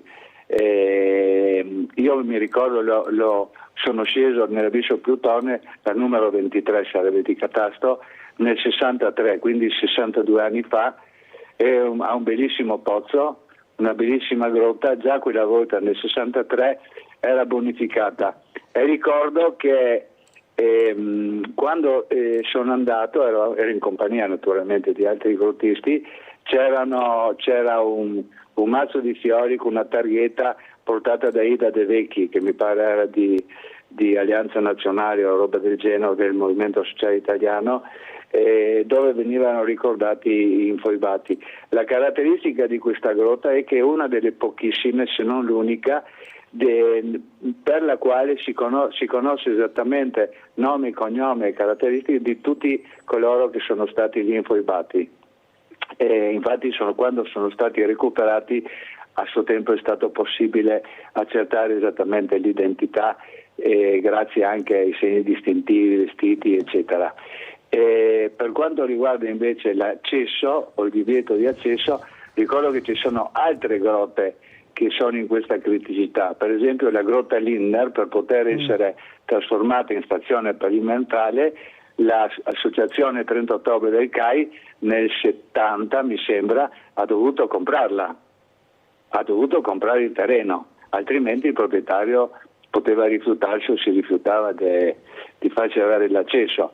Poi c'è la grotta Lazzaro Iarco che è gestita dalla Commissione Grotte dell'Alpina, anche lì il proprietario quando vuole non ci lascia entrare.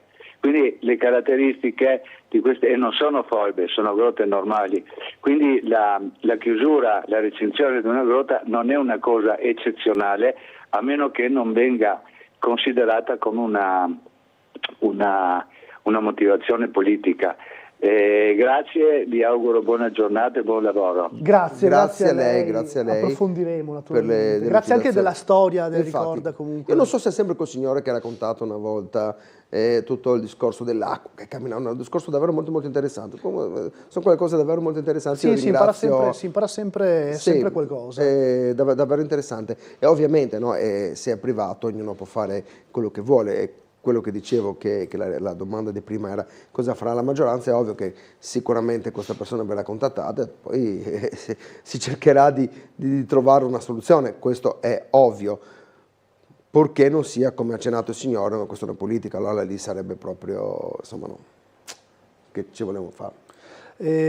Ricordano che il problema delle corsie preferenziali è che vengono utilizzate, come dire, abusivamente, insomma, vedi via Mazzini ormai utilizzata da tutti senza più nessun controllo. Via Mazzini è un disastro totale.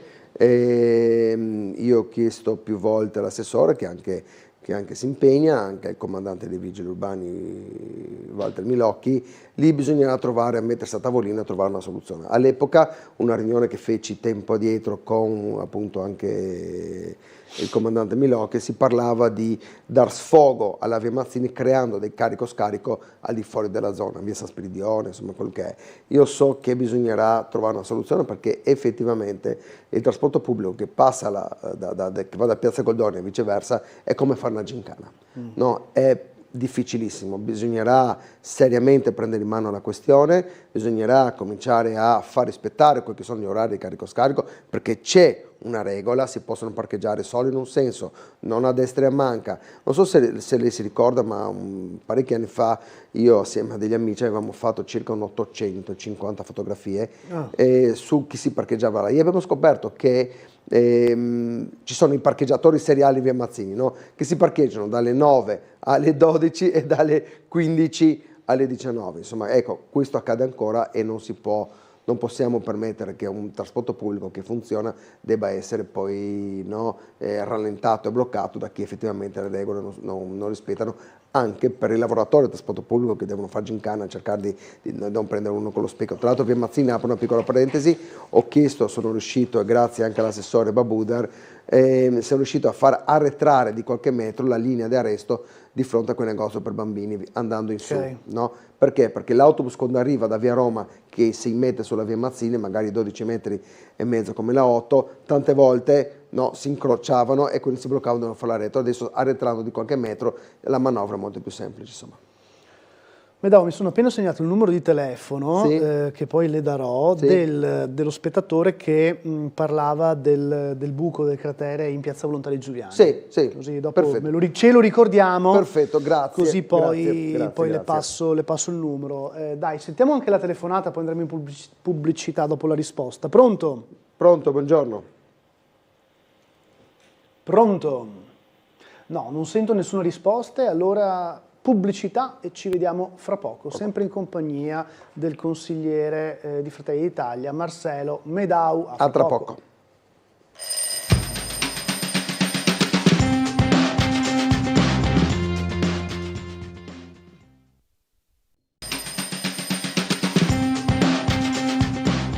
Ben ritrovati in diretta a Sveglia Trieste con il capogruppo di Fratelli d'Italia in Consiglio Comunale Marcelo Medau. Allora, c'è una telefonata, so che fra poco sarà pronto anche un collegamento di Umberto Bosazzi. Allora, prima sentiamo la telefonata, poi appena Umberto è pronto andremo da lui. Pronto, buongiorno.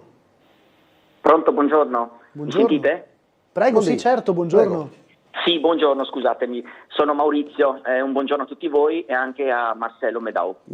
Io vorrei portarvi all'attenzione di un caso che è da un anno circa, io mi trovo a percorrere quasi ogni giorno via dell'Istria per andare a Valmaura. All'altezza della fermata dell'autobus dopo il ponte Soncini, se ricordate qualche anno fa è stato riasfaltato il marciapiede, è stata dipinta la corsia per la ciclabile, tutto bello nuovo, se non che ha iniziato a uscire dell'acqua dal muro che invade la sede del marciapiede completamente. Questo qui nel tempo ha comportato, diciamo, con le stagioni, col tempo, limo, scivoloso e tutto. Un paio di volte il comune ha messo dei cavalletti per segnalare la pericolosità, perché la gente lì anche scivola e passano ogni tanto ciclisti, è tutto bagnato. Io ho guardato questa situazione qua e mi sono reso conto, sì d'accordo, il muro ci sono questi fori di scogli per l'acqua, piovana, indifferente, però alla base c'è una canaletta che a sua volta dovrebbe portare l'acqua al tombino di scolo, che è completamente ostruita da muschio, foglie e quant'altro. Io non riesco a capire come mai tanto tempo per mandare qualcuno, una ditta, a fare solo la pulizia di questa canaletta. Cioè, è stato fatto tutto nuovo e questa situazione qua comporta abbastanza disagio anche per le persone che devono passare di là. Ecco, tutto questo, volevo solo portarvi all'attenzione di questo e se magari è possibile fare una segnalazione all'ufficio competente che possano mandare qualcuno a sistemare quella situazione là. Grazie Vi Maurizio. ringrazio e vi auguro una buona giornata e buon lavoro a tutti. Anche lei, grazie Maurizio, grazie. Guarda, passerò... Vedevo che prendeva appunti, quindi sì, si è segnato. Sì, passerò, andando via di qua, andrò a dare un'occhiata, magari la pulisco io. Ieri tra l'altro ero passato in via, non mi ricordo dove abita il signor Sergio, che chiamo ogni tanto, perché c'era un tombino lì che non andava, strada Romagna, no? E c'era come diciamo, con quelle grate di scolo ostruite, e io col piedino lì ho mandato una foto anche al signor Sergio, guardi, che non si dica che non facciamo, e ho l'intervento, una cosa simpatica, un intervento veloce, poi ho preso un'acqua esagerata perché pioveva in moto, un disastro. Ci chiede Sonia, non sento più parlare del ponte di Campanelle, è stato ripristinato, evidentemente si è collegata da poco, ne abbiamo parlato prima, sì. L'assessorato di Cristina Mirante sta lavorando, l'assessore regionale alle infrastrutture, ma appunto immagino ci voglia comunque del tempo, sappiamo ovviamente l'importanza di quella zona. Dopodiché chiedo a Marcello cosa ne pensa della situazione Startec e in generale della deindustrializzazione che subisce Trieste, come invertire questa gravissima situazione. Ma questo è un discorso, io devo dire che in realtà il comune ovviamente c'entra poco, però per quel che riguarda il comune noi cerchiamo di dare sempre più possibile aiuti, agevolazioni per quel che può riguardare il comune, che è poca cosa, più che altro un discorso nazionale, e Trieste ne risente tantissimo. È ovvio che sono molto dispiaciuto, conosco tra l'altro parecchie persone che ci lavorano, e quindi io dico una cosa: siamo riusciti quella volta, grazie anche all'intervento del sindaco, della giunta, di Fedriga, un po' di tutta la maggioranza, e in quel caso, dirò la verità, anche dell'opposizione, per quel che riguarda Varzila, se vi ricordate, ci siamo mossi in ogni dove, abbiamo fatto il possibile e siamo riusciti a trovare un po' una soluzione. È ovvio che quando ci sono queste necessità, opposizione e maggioranza si uniscono e cercano di portare avanti il più possibile delle soluzioni. Insomma, è ovvio che dispiace tantissimo, insomma, però come invertire la rotta, in realtà per quel che riguarda il turismo stiamo lavorando tantissimo, e che è l'unica industria che non può essere delocalizzata, no? Quindi bisogna lavorarci ancora di più. È ovvio che una città non può vivere solo di turismo, quindi si cerca, ma più a livello nazionale, di agevolare le imprese a investire sul territorio, però vede un po'... questo è il problema, no? Bisognerebbe vincolarli, perché dal momento in cui un'azienda si insidia sul territorio, le istituzioni danno una mano anche economicamente, poi il proprietario ha la facoltà di andare via, come è successo con Varzila, come succede anche nel discorso dello sport, qua lasciamo perdere, mamma mia. Tra pallacanestro e Triestina. Esattamente, e questo io dico, no? È vero che, apro una piccola parentesi, poi lasciamo, è vero che il proprietario della pallacanestro è lui e può fare quello che vuole, ma altrettanto è vero che quando una società di questo tipo, no, arriva sul territorio, è ovvio che le istituzioni giustamente danno una mano. Allora io dico, no, diamo una mano, no? Un po' vincolato lo sei, non è che sei proprio libero, no? Però purtroppo non è un discorso istituzionale questo, il proprietario può fare quello che vuole, purtroppo. Abbiamo nominato Fedriga, una nota che arriva adesso. Fedriga è il governatore più gradito, 3 del Sud tra i primi 5. I dati SVG all'ANSA, in testa il presidente del Friuli Venezia Giulia davanti a quello del Veneto. Sono 2 i governatori del Nord a guida Lega a guidare la classifica di gradimento dei presidenti di regione. In testa per i cittadini è Massimiliano Fedriga con il 65% del gradimento, dati appunto usciti adesso. Allora, siamo pronti a collegarci, in realtà vedo pronto Umberto Bosazzi, che è già con il presidente dell'Unione degli Istriani Massimiliano Lacota. Abbiamo parlato poco fa, proprio della questione della foiba Plutone con gli ingressi sbarrati, l'abbiamo commentato con anche il capogruppo di Fratelli d'Italia Marcello Medau, e adesso immagino sarà parte degli argomenti trattati da Umberto anche col presidente Lacota dell'Unione degli Istriani. Umberto, buongiorno al tuo ospite. Sì, chiedo scusa.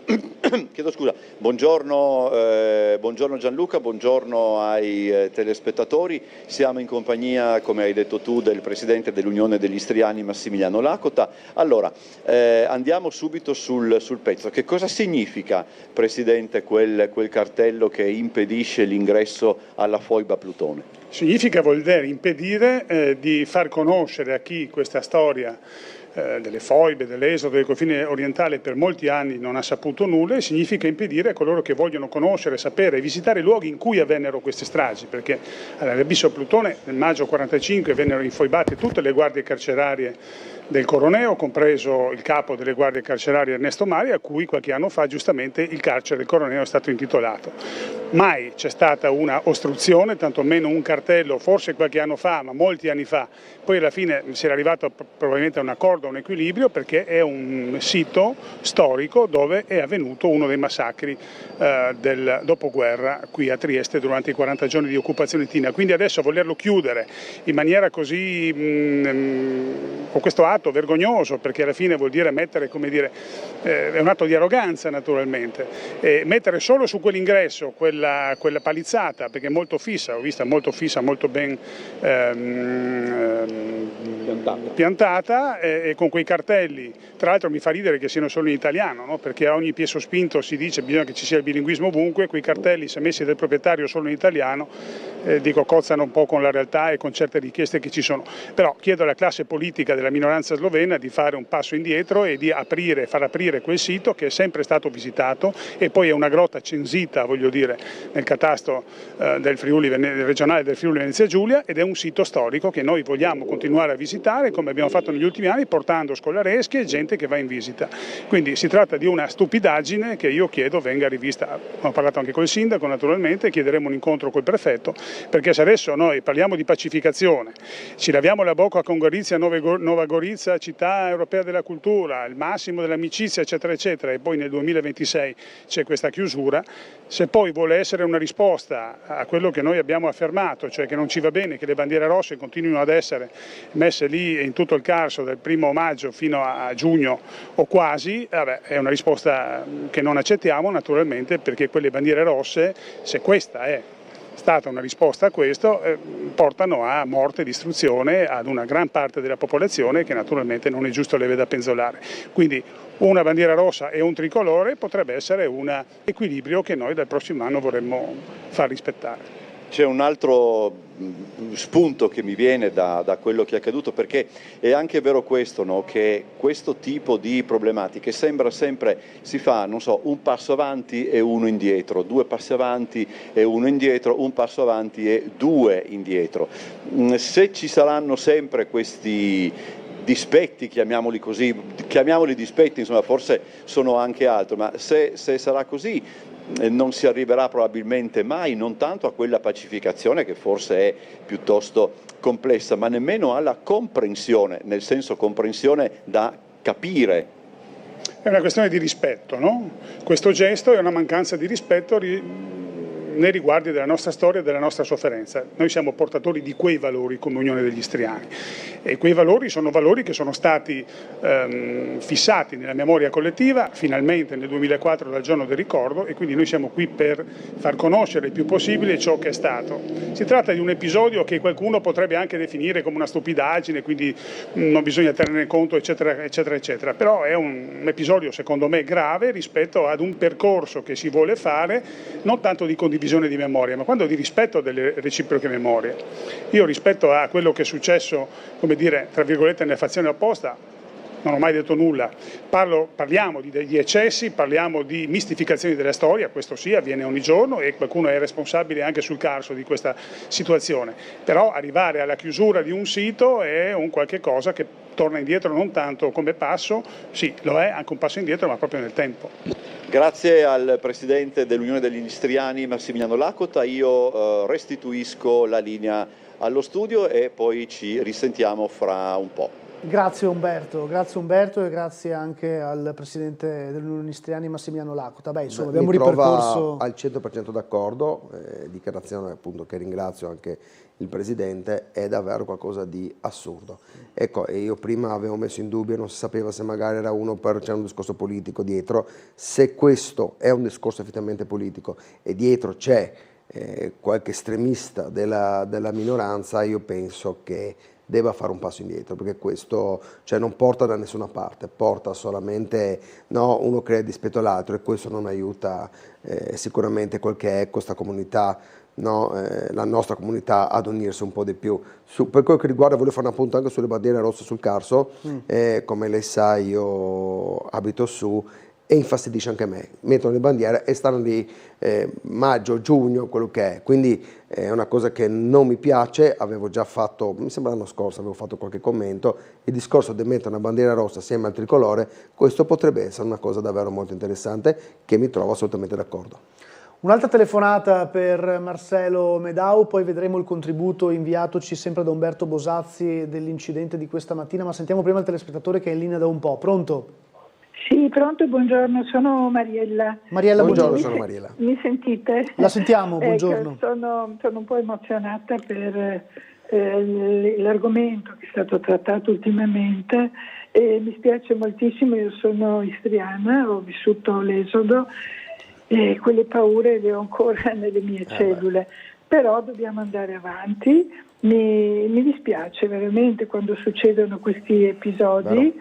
So che in genere la comunità slovena non accetta, infatti la nostra storia è stata occultata a lungo, è una storia dolorosa, non vogliamo fare i martiri, però vogliamo dire le cose come sono state purtroppo, e vedo che quando noi tiriamo fuori i nostri argomenti, generalmente dall'altra parte si cerca di chiuderci la bocca o di non parlare. Questo è un po' angosciante, però dobbiamo andare avanti. Io volevo in questo senso portare l'esempio di una professoressa che lavora all'Università di Capodistria, Katia Hrovat Virgolet, che ha scritto un libro, ha scritto Esodo, la prima slovena che io sappia che si è occupata anche con delle difficoltà e con delle grosse contrarietà, ha trovato presso la popolazione slovena, che le hanno detto: ma cosa vai a cercare? Pensa a quello che abbiamo sofferto noi, perché in genere gli sloveni vogliono sempre mettere sulla bilancia, no, le cose, invece il dolore è dolore, non si può misurare. E volevo fare questo esempio molto, molto positivo di questa professoressa che ha scritto proprio il libro chiedendosi ma cosa è successo, perché purtroppo la maggioranza degli sloveni e spesso anche degli italiani non sanno cosa è successo. E perché bisogna sapere? Non per tirare fuori cose brutte, ma per conoscere che c'è il male e che non vogliamo ripeterlo, perché questo male orribile che abbiamo provato noi oggi è nel mondo. Ma perché non esaminiamo le cose proprio per non ripeterle, per non far soffrire altra gente? Per cui io spero che andiamo avanti in questo senso. Grazie molte. Grazie buongiorno. Mariella, buongiorno. Grazie signora Mariella, infatti si sentiva un po' emozionata. No? Sì, aveva la voce, ma in voce effetti sicuramente emozionata. nulla da dire, ha detto esattamente e condivido pienamente le affermazioni della signora. Allora, pronto il collegamento, o meglio il contributo registrato di Umberto Bosazzi, che era sul posto circa 20 minuti fa, un incidente in zona barriera, credo, ma lo saprà meglio lui. Sentiamo allora il contributo sull'incidente di questa mattina. Vedo sul posto polizia locale, automedica e ambulanza. Vediamo. Buongiorno Gianluca, buongiorno all'ospite, buongiorno ai telespettatori. Ci troviamo in Largo Barriera alla confluenza con Corso Saba. Come potete vedere alle mie spalle è in atto un intervento del 118 perché c'è stato un investimento, un doppio investimento, probabilmente sulle strisce pedonali. Siamo ancora in attesa dei riscontri, logicamente, perché come vi dicevo l'intervento è in corso. un'autovettura ha centrato 2 persone, 2 giovani, una ragazza, forse 2 ragazze, insomma non abbiamo ancora potuto comprendere, come non possiamo comprendere la gravità di quanto accaduto, anche se entrambi i feriti sono coscienti e in questo momento il personale del 118 li sta assistendo sul posto. È molto probabile che poi saranno portati a Catinara. Logicamente, stante anche la zona dove si è svolto questo incidente, ci sono delle ripercussioni non di poco conto sul traffico, soprattutto sul traffico proveniente da Corso Saba. Per il momento è tutto, potete vedere appunto dalle immagini di Gianluca Valente che l'intervento è in corso, è sul posto anche la polizia locale che è intervenuta immediatamente dopo quanto è successo, e potete vedere che in questo momento uno dei 2 feriti, vi sto spostando per vedere meglio, viene caricata sulla barella e poi trasportata con tutta probabilità, anzi sicuramente all'ospedale grazie appunto all'intervento del 118. C'è anche un'automedica e intanto ci si sta prendendo cura anche del secondo ferito che non sembra in condizioni serie, però ripeto, noi non ci siamo avvicinati proprio per rispetto anche per il lavoro e del personale sanitario e delle forze dell'ordine che sono appunto intervenute. Questo dunque questa mattina in Corso Saba, confluenza con Largo Barriera, importanti ripercussioni sul traffico lungo la zona. È tutto, vi restituisco la linea. Grazie al contributo di Umberto Bosazzi. Lei fu promotore di un'iniziativa, quella che riguardava invece Piazza Goldoni, per il cambio, c'erano quei paletti, quelle strisce pedonali, la confluenza con l'autobus, zona teatro purtroppo di incidenti anche gravi. Infatti, allora in realtà, grazie per avermi ricordato, in realtà le strisce pedonali, quello di Piazza Goldoni e via Mazzini, era oggetto di parecchi incidenti, qualcuno anche mortale, e quindi, come lei sa, io ho fatto film contro film, magliette contro magliette, mi ricordo. No, un sacco di cose, e siamo riusciti a mettere in sicurezza quella zona mettendo anche i paletti lungo la di Piazza Goldoni. Questo evita sicuramente l'attraversamento pedonale selvaggio in prossimità dell'incrocio. L'hanno spostata di un po', io avrei preferito un qualcosina in più, ma non si può avere tutto nella vita, quindi va bene così. Quindi l'autobus o i mezzi, quando girano, si mettono solo a via Mazzini da Piazza Goldoni, gli utenti ce li ha davanti, quindi anche se uno passa correndo perché qualcuno va lo stesso, no, non c'è il pericolo di prenderlo con la laterale, perché l'altro incidente che c'è stato, io ero venuto anche con la maglietta, io sto con Gabriele perché ha avuto tantissimi problemi, un conducente di linea regolare, passato col verde, però lo stesso in questi casi sono, come dice Trieste, brodi longhi, e quindi in realtà questa signora di fianco purtroppo è così. Quindi io alle strisce pedonali e a quel che è la viabilità io ci tengo moltissimo e sto molto attento, e laddove c'è la possibilità di spostare o di modificare lo faccio. Un'altra telefonata, pronto? Sì, pronto, buongiorno, sono in linea? Sì, prego, buongiorno. Buongiorno a lei, al gentile ospite e a tutti i telespettatori Tele4. Buongiorno. Allora, io volevo portare la riflessione sul fatto di quello che è stato detto prima inerente alla chiusura dell'accesso della foiba Plutone. Allora, voglio ricordare che la foiba Plutone è dentro a una proprietà privata e il signor Medao giustamente ha detto prima che chi è proprietario di un qualcosa, ripeto, chi è proprietario di un qualcosa può fare quello che vuole. Di conseguenza, se il proprietario di quel terreno, di quella partita ha deciso di chiudere, deve essere chiuso, punto e basta, perché è un diritto sacrosanto. Secondo, c'è anche un altro motivo per cui quel posto deve essere chiuso. Deve essere chiuso affinché non venga, fatto un uso capione di transito, perché come ha detto giustamente il presidente degli Istriani, c'è tanta gente che andava su a vedere la foiba, tanta gente entra dentro in una proprietà privata e crea una situazione di uso capione.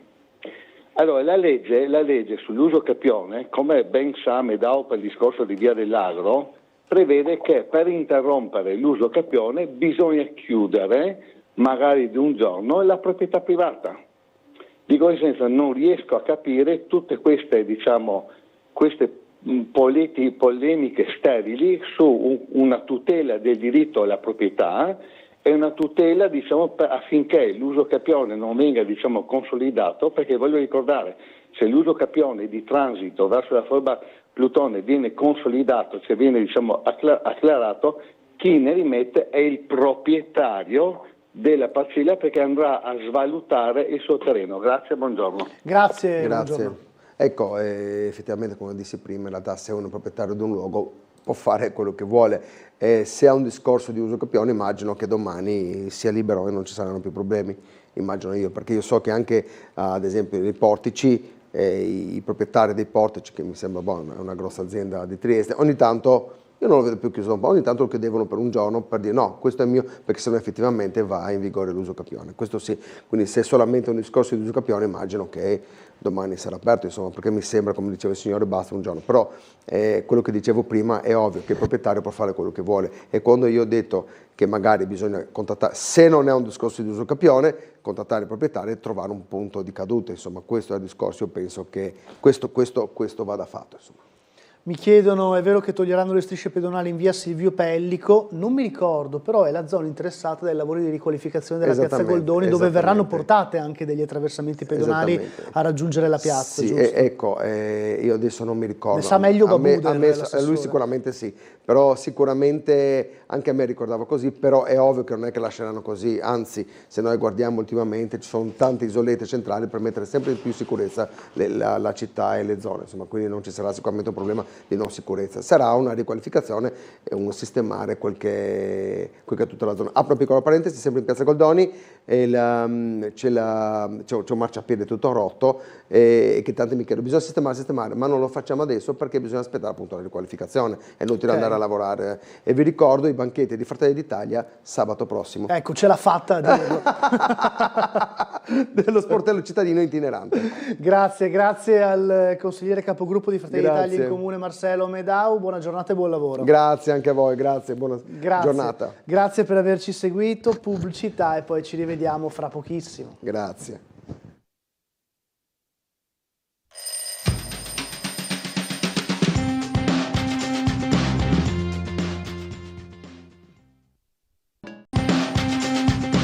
Ben ritrovati di nuovo in diretta su Tele4, Sveglia Trieste, come annunciato insieme a Paolo Altin, capogruppo di lista Russo.Franco in Consiglio Comunale. Benvenuto.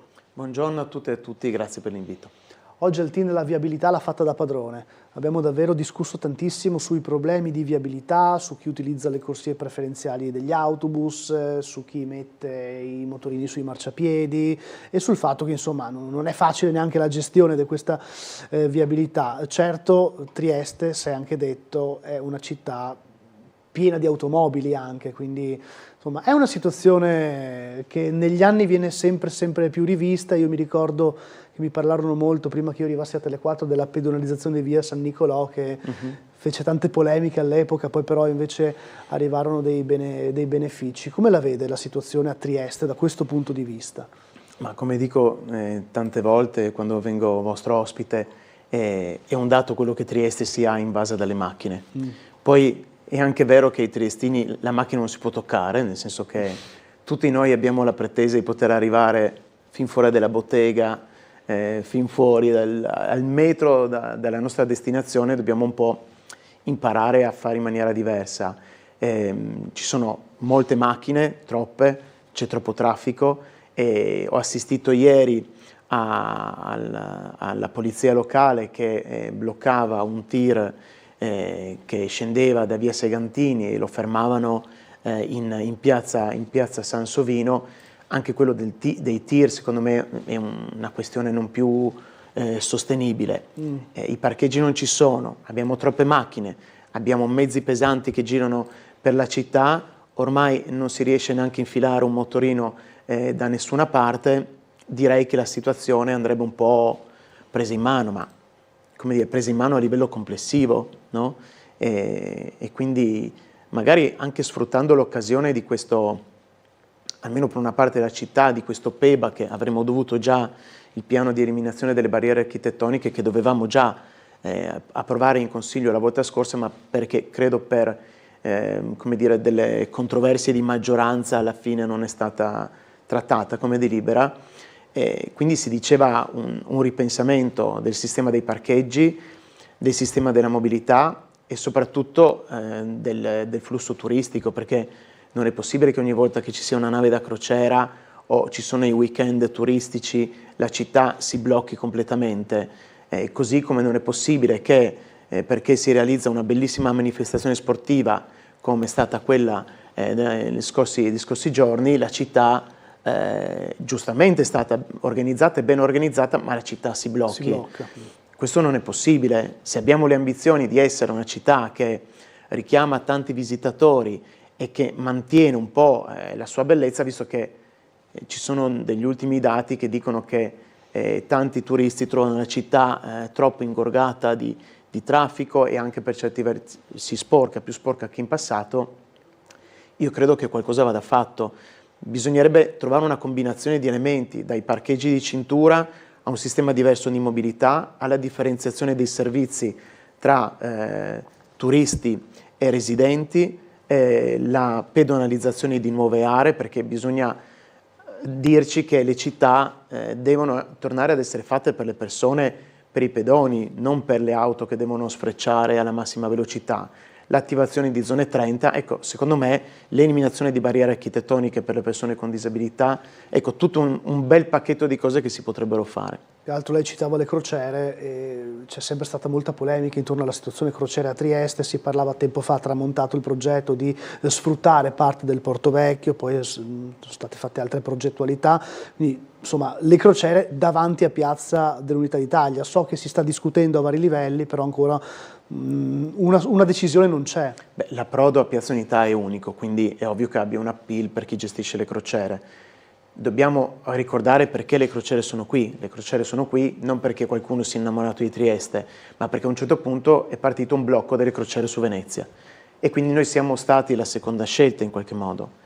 Le crociere, se portano certamente dei benefici, soprattutto alle attività a fronte mare, comportano che per esempio ci siano dei problemi di forte inquinamento, perché tutte le case che sono prospicienti, diciamo, alle rive, chi abita lì o chi frequenta quelle zone vi può raccontare dell'inquinamento che provocano le navi da crociera. È un turismo un po' mordi e fuggi, e a un certo punto si disse che anche i problemi delle pompe dell'acquario in qualche modo erano legati allo smuoversi delle acque che le navi da crociera creavano. Non lo so, a me sembra comunque che ci siano dei benefici che le navi da crociera portano, ma voglio dire, mi pare che stiamo forse anche un po' sottovalutando l'impatto negativo. Rispetto al Porto Vecchio io non lo so quali siano le ultime novità, perché da un po' di tempo sul Porto Vecchio diciamo che tutto tace, tranne qualche meritevole iniziativa dei cittadini di Portochiaro che chiedono trasparenza e partecipazione, però ricordo sicuramente di aver visto un rendering, un disegno o qualcosa del genere in cui c'è una nave da crociera in zona Porto Vecchio. Staremo a vedere. Staremo a vedere e staremo a sentire la prossima telefonata. Pronto? Pronto? No, non sento nulla, allora le passo la mail che arriva. Segnalazione del marciapiede in via del Pilone 2, saranno 20 anni che aspettiamo vengano asfaltati 15 metri o meno di marciapiede che sta cedendo con una buca al di sotto. È tipo l'ennesima mail che riceviamo su viabilità e lavori in città. Non so dove sia via del Pilone, però noi non riusciamo ad uscire dal tema dei problemi delle strade. Abbiamo ascoltato gli annunci della Giunta forse l'anno scorso, l'assessore Bertoli parlava del piano straordinario di asfaltature delle strade, poi sì, in effetti degli interventi ci sono stati, però non sono risolutivi, c'è una situazione disastrosa in via Svevo. Tra via Giulia e via dei Cunicoli, per intenderci. Ok. Ci sono situazioni disastrose in via Svevo, per dirne una, ma tutta la fine di via Ghega ci sono come dei dossi, ci sono dei buchi nella galleria tra Piazza Goldoni e Piazza Sansovino. Noi sembra che non riusciamo ad uscire da questo problema delle strade, ed è un peccato, anche perché poi diventa pericoloso, oltre che una questione di decoro. Però invito magari il telespettatore a segnalare i tratti di strada, i tratti di marciapiede. Può scrivere per comodità anche alla mail di un qualsiasi consigliere comunale. Infatti lo stiamo anche cercando di far vedere dalle immagini di Google Map, ecco qui i tratti di marciapiede dissestati. Siamo in via del Pilone, tra via dei Cunicoli e la più ampia via Giulia. Le macchine a parcheggiare non mi aiutano a far vedere bene lo stato dell'arte, però insomma evidentemente questa persona abita anche in zone, sarà giustamente interessata, ecco questa è la rotonda che poi sbocca in via Giulia, è giustamente interessata al ripristino del manto stradale, insomma. Se il telespettatore gentilmente scrive a paolo.altin@comune.trieste.it, poi io inoltre la segnalazione magari agli uffici, se può essere di aiuto.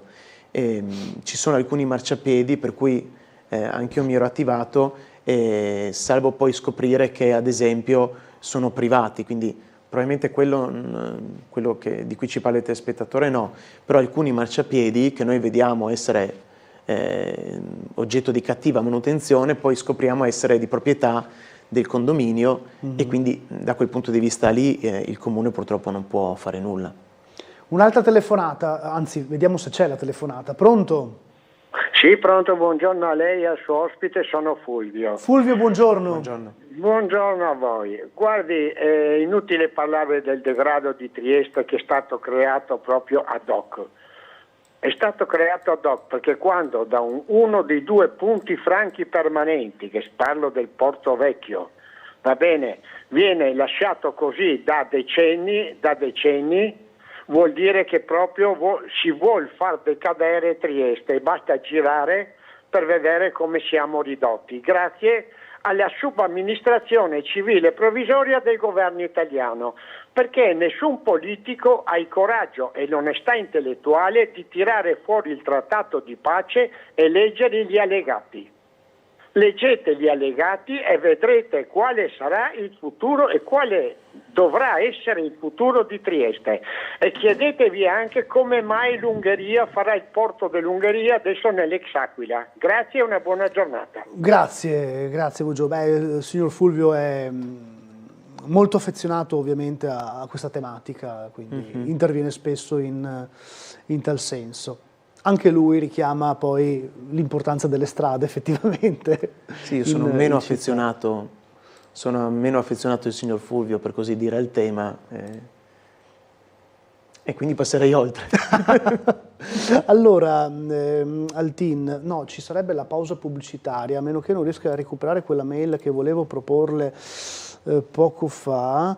Dato che sarete in zona di via, abbiamo parlato di via di Vittorio, perché il consigliere Medau sta lavorando questa proposta di renderla a unico senso di percorrenza.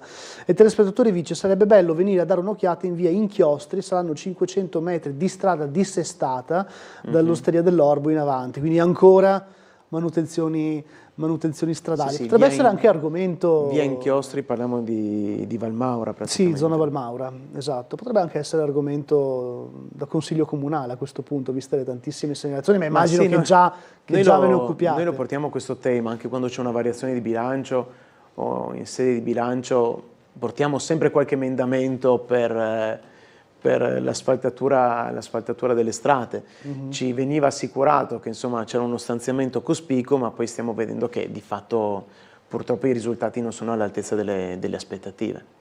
Ci fermiamo per una breve pausa pubblicitaria, ma torniamo fra poco e vedremo se avremo anche contributi da Umberto Bosazzi in esterna. Fra poco.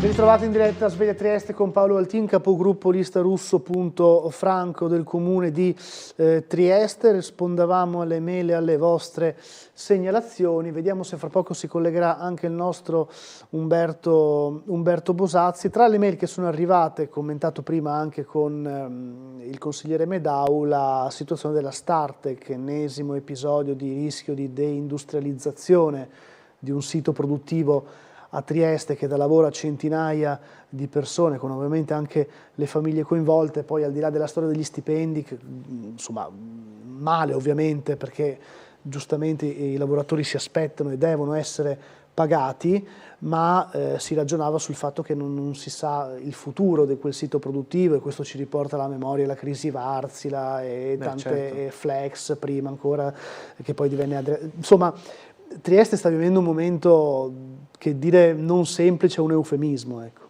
Sì, non è solo Trieste, sappiamo cosa sta succedendo all'Electrolux, per dirne una, e per restare nei territori a noi più vicini, parliamo ad esempio nel caso di Porcia, ma credo che qui la questione sia un po' più ampia, cioè le crisi industriali del nostro paese, che mi pare abbiano come risposta la convocazione di tavoli, la creazione di tavoli presso il Ministero, ma poi mi pare che questi tavoli un po' rimangano lì purtroppo.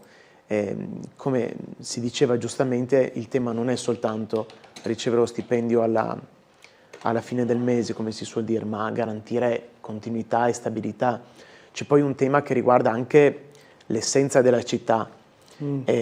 Forse in questi ultimi anni, anzi toglierei il forse, appunto siamo stati molto concentrati nel bearci del successo turistico della città, navi da crociera, gli austriaci che vengono qui a comprare case, tutte queste belle cose qui, e come dice il sindaco, la fila fuori dei caffè dei Speci, che per lui è parametro per capire se la città sta andando bene o male, ma diciamo che il parametro è suo soltanto.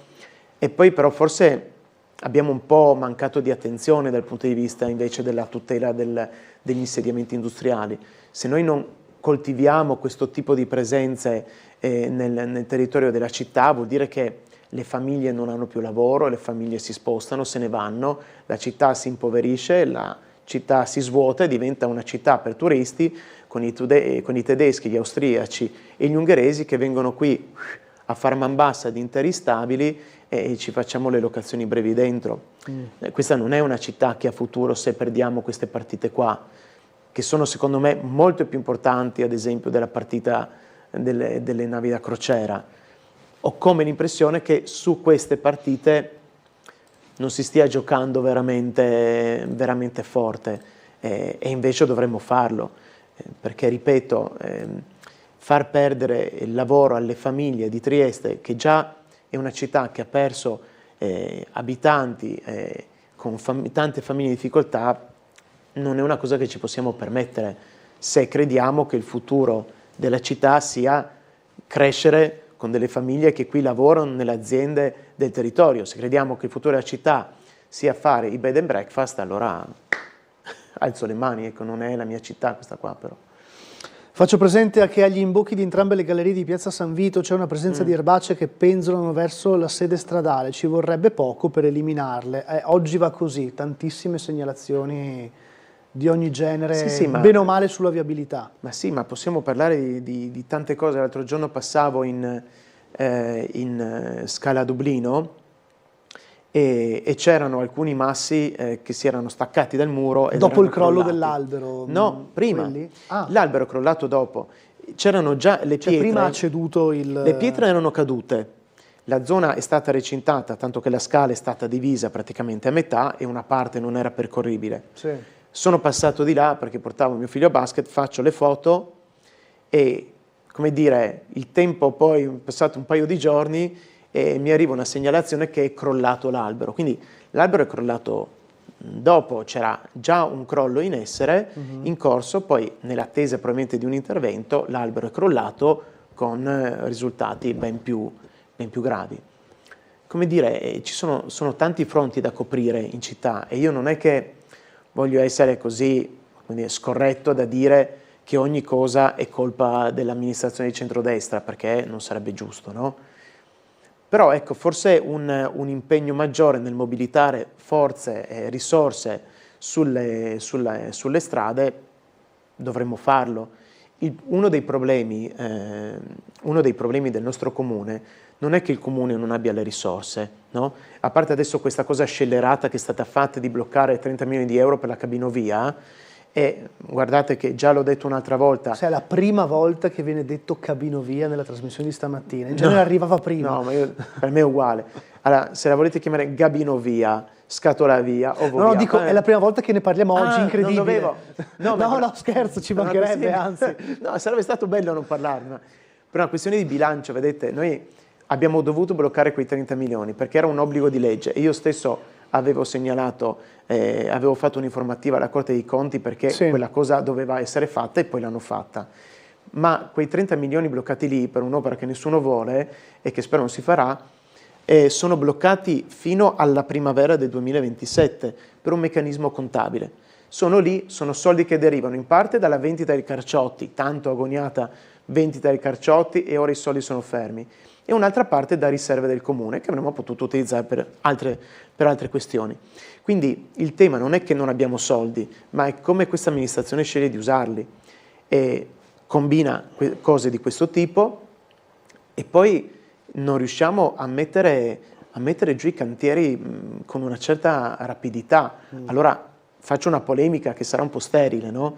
Ma quante ore uomo questa benedetta cabinovia ci è costata? Oltre ai soldi che ci abbiamo messo, oltre ai soldi che ci hanno dato il PNRR, che adesso restituiremo, e tutti gli annessi e connessi, ma dico, ma quante ore uomo, donna di risorse del Comune di Trieste ci è costata questa cabinovia, nella variante che è naufragata, in tutte le attività di progettazione, in tutte le riunioni fatte? In che cosa avremmo potuto investire queste ore uomo e donne del Comune? Beh, in tantissime altre cose, decisamente più utili.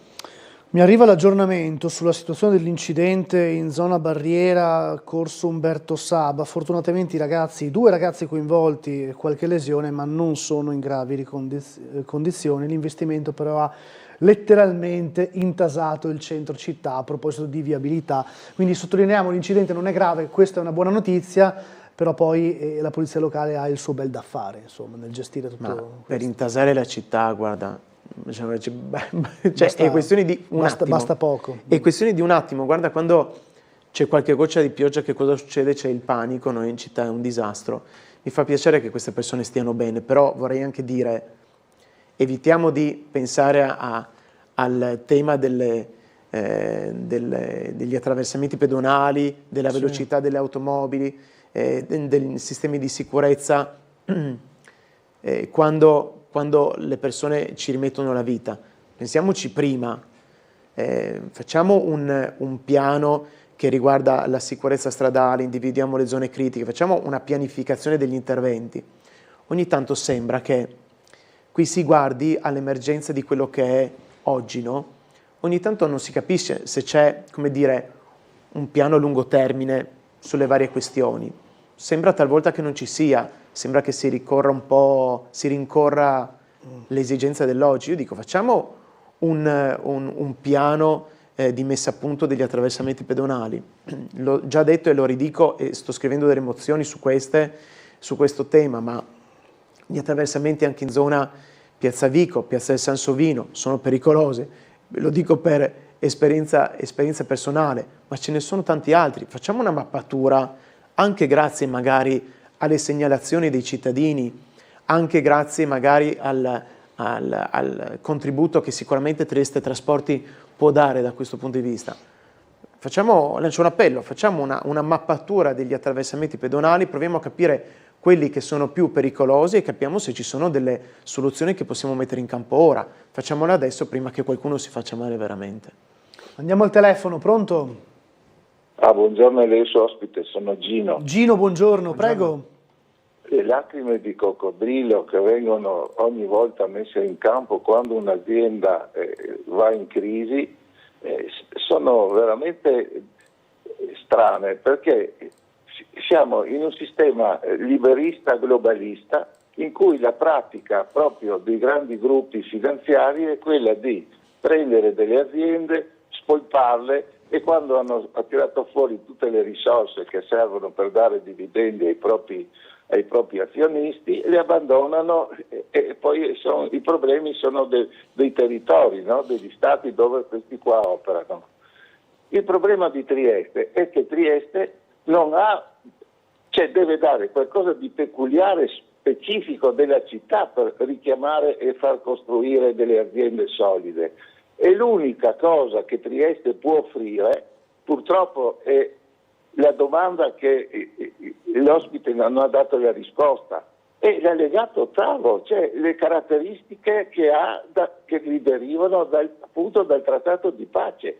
E infatti le ultime aziende che si sono insediate, tipo la Tobago e le altre, hanno tutte preso queste caratteristiche, per cui bisogna fare la pubblicità di queste caratteristiche e far insediare le aziende con questi patti, e allora saranno radicate nel territorio, perché essendo uniche e non riproducibili in altre parti, chiaramente resteranno qua. Ma finché questo qua non si mette in campo proprio con una volontà vera, e non quella di fare solo turismo e trasformare aree utili in videogiochi quasi, no? Tutta l'economia di Trieste sarà disastrata nei secoli. Saluti. Grazie Gino, grazie. Buongiorno.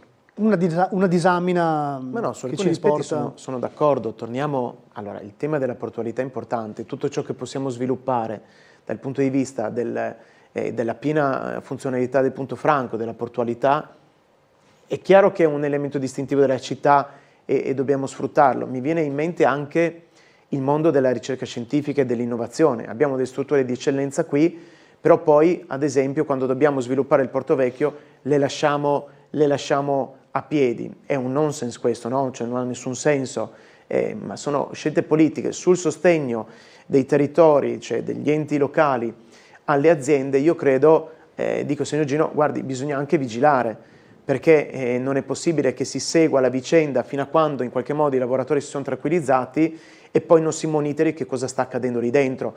E non è sempre solo una questione di dividendi, però è una questione che la politica deve controllare, e non è che appena risolto il problema di quel momento può girarsi dall'altra parte e fare altro. Deve restarci su quei tavoli fino a quando la continuità non è pienamente ripristinata. Le garanzie ai lavoratori sono garanzie a medio e lungo termine.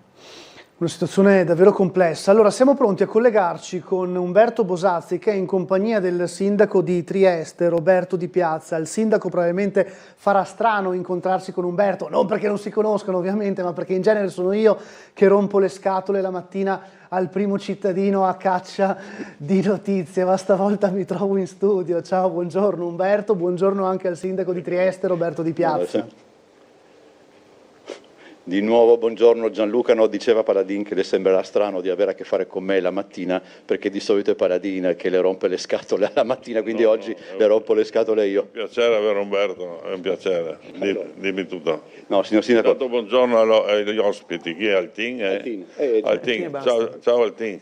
Ciao Sindaco. Signor Sindaco, tra l'altro c'è una commissione trasparenza oggi dove si affronta il tema della gestione idrica. Era già stato al centro di un incontro con la stampa con Azione una settimana fa. Lei ha le idee ben chiare in tal senso? No, io dico questo, dobbiamo fare una gara europea, anche perché come mai a Trieste non succede mai nulla? Ma perché puliamo i canali, abbiamo speso 10 milioni per pulire i canali, come mai non succedono mai alluvioni? Quello che vediamo, accendi la televisione, anche ieri mi sembra a Genova è stato un disastro. E lo sto dicendo, cerchiamo di percorrere la vecchia strada, che così non sbagliamo, e facciamo una gara europea. Tra l'altro anche il rapporto comune Acegas-APS è più che ottimo, e lo dicono anche i numeri oltretutto. Beh, ti ho dato i numeri, da 72 milioni che valevano le azioni Acegas, poi siamo a 223 milioni, ma in effetti alla fine ci hanno dato 263 milioni. Dico milioni, non noccioline. Senta signor Sindaco, per quanto riguarda, questo è un argomento che io magari frequento poco, però credo che la questione basket sia una questione che anche chi chiedo scusa, non si intende di sport ci fa i conti in qualche modo. Per 40 anni ho seguito il basket, adesso un po' meno perché sono talmente impegnato, però intendo dire che ho fatto anche il presidente, abbiamo avuto un fallimento, abbiamo fatto la squadra, sto rimontando la squadra, ho chiamato Ghiacci, ho chiamato Boris Vitez, ho chiamato Massimo Paniccia, sto preparando la squadra. Perché nessuno sa cosa sta succedendo. Tu sai cosa sta succedendo? Ah, ecco, nessuno sa quello che sta succedendo. Sembra che questo va a Roma. Bene, vai a Roma e io intanto preparo la squadra. Se puoi chiedere, non la squadra di basket, se puoi chiedere al sindaco se ha parlato con Matjasic, se Matjasic gli ha detto qualcosa, se il sindaco era presente a uno degli ultimi incontri. Lei ha parlato con Matjasic di recente? No, non ho parlato con lui, ho parlato con l'altro, come si chiama? Il vice Arcieri. Ho parlato con Arcieri, però alla fine ho avuto una mia impressione, ma non te la dico. Aspettiamo gli eventi. Okay. Le chiedo ancora una riflessione, signor Sindaco, per quanto riguarda alcuni episodi accaduti in città o non accaduti in città, diciamo così, prevenuti in qualche modo. C'è questo, molto spesso si parla del disagio, che è un disagio meno sociale ma anche diciamo così psichico, diciamo le cose come stanno, delle persone. Questo che poi è un disagio che non è tipico di Trieste, per l'amor di Dio. Però che cosa ci dice? Alle 10:30 adesso c'è la riunione in prefettura e vediamo. Cosa ti dico? Che bisognerebbe avere molto più voglia di lavorare e meno voglia di fare queste pagliacciate. L'altro giorno ho visto una quarantina di ragazzi in giro per la città che facevano delle cose incredibili. Basta, io dico che chi si occupa, cioè la questura e la prefettura, deve prendere dei provvedimenti seri e dobbiamo fare delle leggi serie, che se uno accoltella uno, siccome era minore viene scarcerato, ma deve rimanere in carcere, secondo la mia opinione. Questa è una cosa che lei ha detto già, no? Cioè, anche se il riferimento è differente, però se durante il terrorismo c'erano delle leggi speciali, siamo in una situazione... Abbiamo vinto contro le Brigate Rosse perché abbiamo fatto delle leggi speciali. E poi dico, cari concittadini, io ho 73 anni, nella mia fedina penale, io ho fatto quasi 30 anni da sindaco, nella mia fedina penale c'è scritto nulla, questo deve essere l'esempio per i ragazzi. Sindaco, grazie per essere stato con noi, buona giornata, buon lavoro. Grazie a voi. Noi restituiamo la linea e credo adesso Gianluca devi anche dare la pubblicità, no? Grazie, sì, grazie Umberto Bosazzi, grazie anche al sindaco di Trieste Roberto Di Piazza. Allora, Altin, fermiamoci un attimo che la pubblicità l'ho già ritardata di un pochino e poi possiamo anche commentare ovviamente un po' quello che ha detto il sindaco ai nostri microfoni. A fra poco.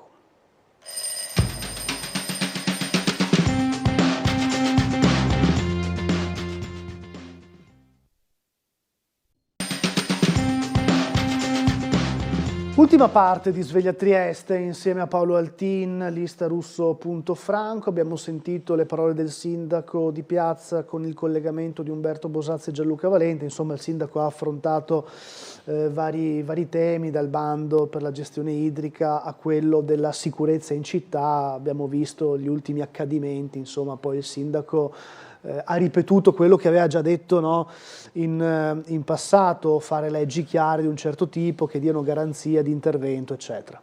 Sì, ma io trovo incomprensibile e quasi irritante quando sento il sindaco, che pure è una persona simpaticissima, parlare di questi temi come se lui fosse caduto dal pero questa mattina, no? Cioè, dopodiché dice, io faccio il sindaco da 30 anni, ma santa pazienza, ma uno che fa il sindaco da 30 anni può affermare cose del tipo che adesso si debbano applicare gli stessi strumenti applicati nel caso delle Brigate Rosse. Io trovo di una gravità inaudita, oppure che il problema dei ragazzini è che non vanno a lavorare, ma sono ragazzini, ma di cosa stiamo parlando? E che quando c'è un problema, cosa dice? Ah no, il questore e il prefetto devono fare il loro lavoro. Quello che mi colpisce è che in primis il sindaco, che ormai è il sindaco uscente di questa città, e dico per fortuna è il sindaco uscente di questa città, dico non c'è mai un'assunzione di responsabilità seria davanti alle cose che accadono, mai, è sempre colpa degli altri. se è colpa o di Cosolini, o è stata colpa dei Serracchiani, o è colpa dei comunisti, ma santa pazienza, ma volete farvi un esame di coscienza e rendervi conto che state governando ovunque, da anni?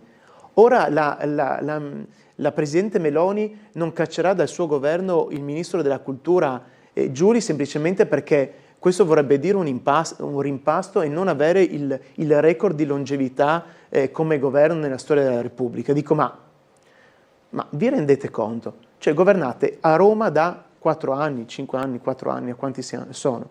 Governate alla Regione con un Presidente della Lega, signori, della Lega, cioè della Lega, e in città c'è di piazza da quanto? Tranne una parentesi di 5 anni, e qui da 20 anni, da quanti anni ce l'abbiamo questo sindaco? Insomma, il fatto che davanti a questi problemi non si sia mai incapaci di riconoscere che forse qualche responsabilità ce l'ha anche chi governa questi territori da decenni, io lo trovo scandaloso. Cioè, l'ho sempre trovato scandaloso, sin dal primo giorno in cui sono stato eletto in Consiglio Comunale. Sul tema dei ragazzi, qui c'è un problema serio, è inutile andare dal questore, perché il questore le dirà che è sotto organico, perché la questura di Trieste ha almeno 100 persone in meno di quello che sarebbe la dimensione standard della questura. Questo dirà il questore, non potrà dire altro. E noi la polizia in questo momento la mandiamo a Farnetti perché quello è la nostra priorità. Allora spostiamo la gente da Farnetti, mettiamola in città se è proprio una questione di polizia.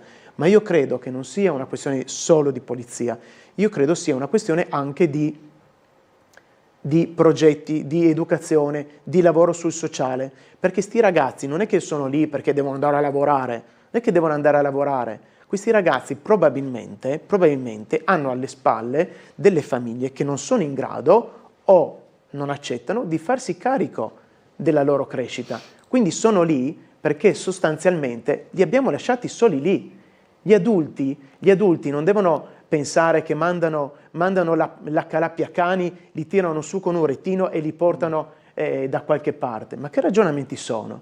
Cioè, se i ragazzi sono lì, è colpa degli adulti, è colpa mia, è colpa anche di questo sindaco. Certamente è anche colpa di questo sindaco. È colpa nostra, non è colpa dei ragazzi, è colpa degli adulti. Quindi bisogna fare un lavoro affinché si capisca qual è la problematica. Se la problematica delle famiglie, si intervenga sulle famiglie, si intervenga e si aiutino le scuole, si potenzino i servizi sociali. Abbiamo fatto un fiore all'occhiello del progetto Habitat Microaree che metteva insieme più istituzioni per cercare di dare risposte a condizioni di disagio e di fragilità e di povertà. Io dico, oggi facciamo partire un progetto che non si chiamerà Habitat Microaree, e su questo sto scrivendo una mozione che purtroppo darò in pasto al Consiglio Comunale, resterà tra le centinaia di mozioni mai andate al voto in Consiglio Comunale, ma facciamo un lavoro per mettere insieme tutte le agenzie che lavorano con i ragazzi, con i giovani, perché siamo spesso concentrati sui piccoli o sulla terza età, ma c'è una fascia che ci sfugge. Su questo bisogna fare un lavoro serio e io credo che anche il Comune, anzi il Comune in primis debba essere protagonista di questo gruppo di lavoro interforze, coinvolgendo la questura, coinvolgendo l'ambito sanitario, coinvolgendo il terzo settore, perché è evidente che questo è un problema che va al di là di misure di polizia, no? È un problema di intervento sociale sulle famiglie e sui ragazzi. Stavo per chiedere se c'erano novità in vista dei prossimi consigli comunali, di mozioni che stavate magari... Scusa, mi sono agitato. Ma... No, ci mancherebbe altro. Che state preparando, appunto, quindi ce n'è una sulle micro aree? No, non c'è una sulle micro aree. Io sto scrivendo una mozione, spero di depositarla a breve, per proporre, visti i fenomeni di violenza che hanno riguardato i ragazzi e i giovani, di proporre un lavoro sinergico tra varie istituzioni e forze per creare una specie di... così come è stato fatto a suo tempo Habitat Microaree. Richiamando il buon esempio delle micro aree. Quello è stato un buon esempio, che adesso va, come dire, tagliandato, diciamo, dobbiamo fargli un tagliando anche a quel progetto lì, ma creare un progetto nuovo perché ora il tema è i ragazzi e l'educazione, sono questi giovani. Trattare il tema evocando le Brigate Rosse è follia pura dal mio punto di vista. E poi di che cosa parlavamo? Della pallacanestro? Della pallacanestro, che ovviamente è un grandissimo punto di domanda su tanti... Dobbiamo smettere di farci prendere in giro da questi personaggi che arrivano in città e sembrano il ritorno di nostro Signore e poi ci lasciano le macerie. Abbiamo visto arrivare gli stranieri con l'elicottero che hanno fatto innamorare il sindaco e che si comprano aree della città, salvo dopo cederle alla chetichella senza nemmeno informare il comune, parlo dell'ex Fiera, perché non sono in grado di realizzare l'investimento. Abbiamo l'area di Portovecchio che adesso non sappiamo che cosa accadrà esattamente, così ne abbiamo tante altre. La Triestina Calcio, per dirne una, cioè smettiamola di farci prendere in giro. Non è possibile che ad ogni straniero arrivi qui e gli vengano stesi i tappeti rossi sotto i piedi, anche con i soldi della regione e con i marchi "Io sono Friuli Venezia Giulia", e poi ci ritroviamo queste situazioni davanti. Giustamente il sindaco di Piazza, anche con il sindaco Cosolini e anche l'intervento del presidente Federica, giustamente tutti si stanno muovendo, perché qui la gente si sente presa in giro e si sente presa in giro per l'ennesima volta, e questo è francamente inaccettabile, è inaccettabile. Poi comprendo che l'imprenditore abbia anche voglia di sviluppare il suo business, la sua attività, però cioè, i tifosi meritano rispetto. Cioè, l'affetto che questa città ha mostrato nei confronti della Pallacanestro Trieste non ha prezzo e non può essere ripagato con silenzi, incertezze o con disimpegno. Questo non è possibile e trovo che anche le proteste che i tifosi stanno facendo siano delle proteste giuste, perché effettivamente questa situazione sa di presa in giro. Poi tutti ci auguriamo che si risolva per il meglio e che, insomma, stiamo parlando di uno scenario che non è realistico. Rispetto al sindaco, il sindaco si è esposto, ha detto che salva lui la situazione. Ci faccia vedere se queste sono solo chiacchiere oppure se anche c'è della realtà dietro queste parole, questi slogan, insomma. Torniamo al telefono, pronto? Pronto, buongiorno. Pronto, buongiorno, qua è Palma, buongiorno. Buongiorno, prego. Allora, prima di tutto, cosa devo dire? Il sindaco va ogni giorno del prefetto come se mi vado a fare la spesa, solo che mi porto a casa radice, lui non porta a casa niente. Però via questo è il fatto che volevo dire due robe. Allora, sulla parte produttiva, c'è un problema che noi abbiamo già sottolineato tante volte e penso che siamo arrivati in una situazione circa dell'8% di produttività di questa città, che è sotto la soglia, non sotto, ma sotto la soglia minima per avere un'economia equilibrata in un territorio. Ma via questo, a me ritorno a una situazione che ieri mi ha dato fastidio perché mi preoccupa, è il fatto del piccolo che ha tirato fuori i dati di quanti che siamo in questa città, no?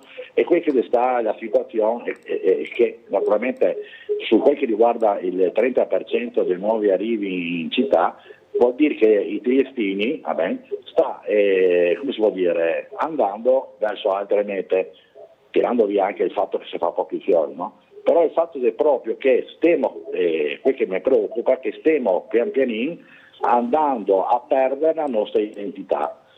E su quel che riguarda anche la situazione drammatica che per il futuro, che non avremo assolutamente, se andiamo avanti con questa linea, non avremo la possibilità da dar futuro ai nostri giovani, quei pochi che resteranno in questa città.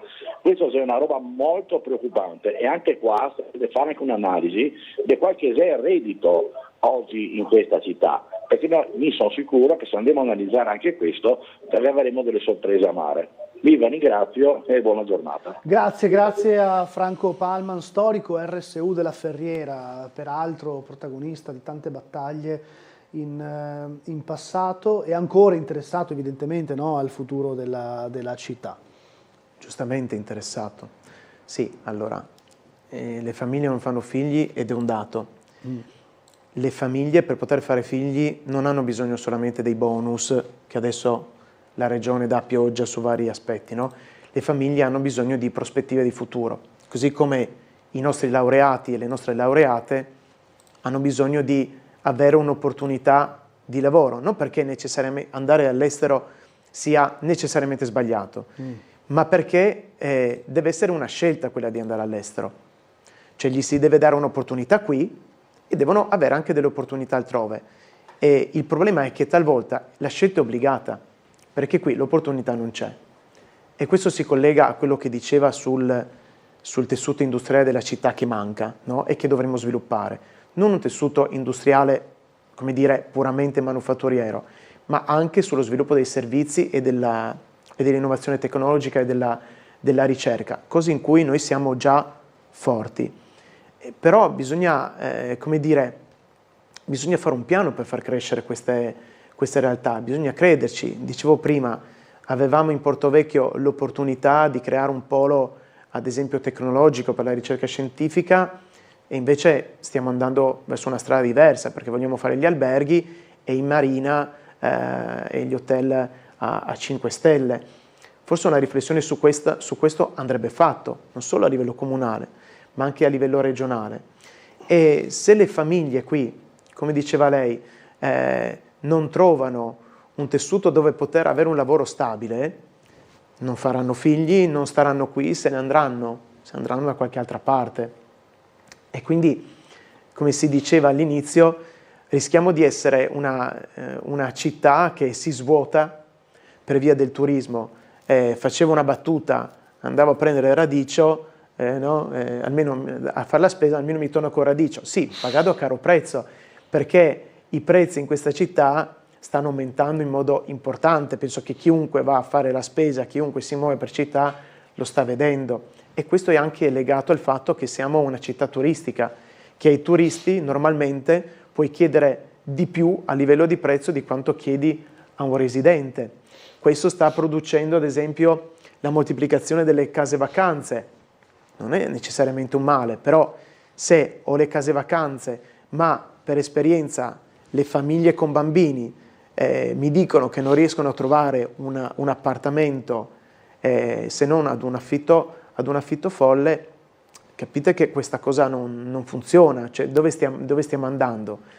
Come diceva lei, stiamo andando verso una città che rinuncia all'industria, rinuncia agli impieghi produttivi più rilevanti e si piega al quattrino del turista e dello straniero che viene a comprare casa.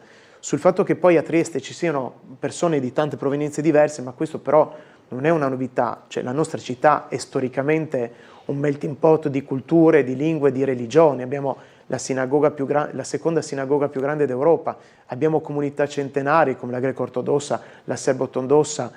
Insomma, questo non ci stupisce. Magari cambiano le nazionalità, ma la nostra è una città di confine, lo è oggi e lo sarà, quindi con questo dobbiamo fare i conti, e noi siamo una storia di integrazione virtuosa e positiva, quindi questo non mi spaventa piuttosto lo svuotamento della città a favore dei bed and breakfast e la rinuncia a creare posti di lavoro di un certo tipo. E chiudo, scusa Gianluca, perché va benissimo che nascano i vari baretti, le cicchetterie e queste cose qua, però questo dà lavoro a chi? Al gestore, al cameriere, alla cameriera, con il massimo rispetto per i camerieri e cameriere, ma quali sono le possibilità di crescita professionale che un'azienda, un insediamento produttivo potrebbe dare, che nuovi enti per la ricerca potrebbero dare? Non c'è paragone.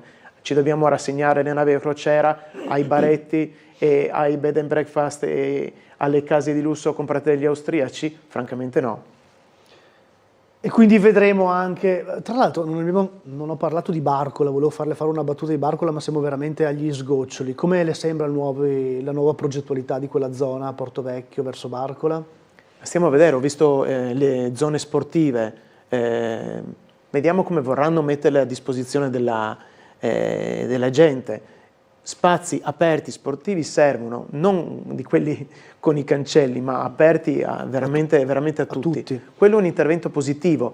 Vediamo però come si svilupperà il resto, perché mi pare che al di là di quelle spianate e dei canestri che fa piacere che ci siano, su tutto il resto siamo tanto indietro. E vedremo allora come proseguirà anche quell'opera. Grazie a Paolo Altin, lista Russo.Franco, capogruppo in Consiglio Comunale, e buon lavoro e buona giornata. Grazie a voi. Grazie a voi per averci seguito in questa puntata di Sveglia Trieste. Prossimo appuntamento in diretta alle ore 13, poi c'è il notiziario delle 13:20 e poi naturalmente alle 19:30 il notiziario serale. Buon proseguimento.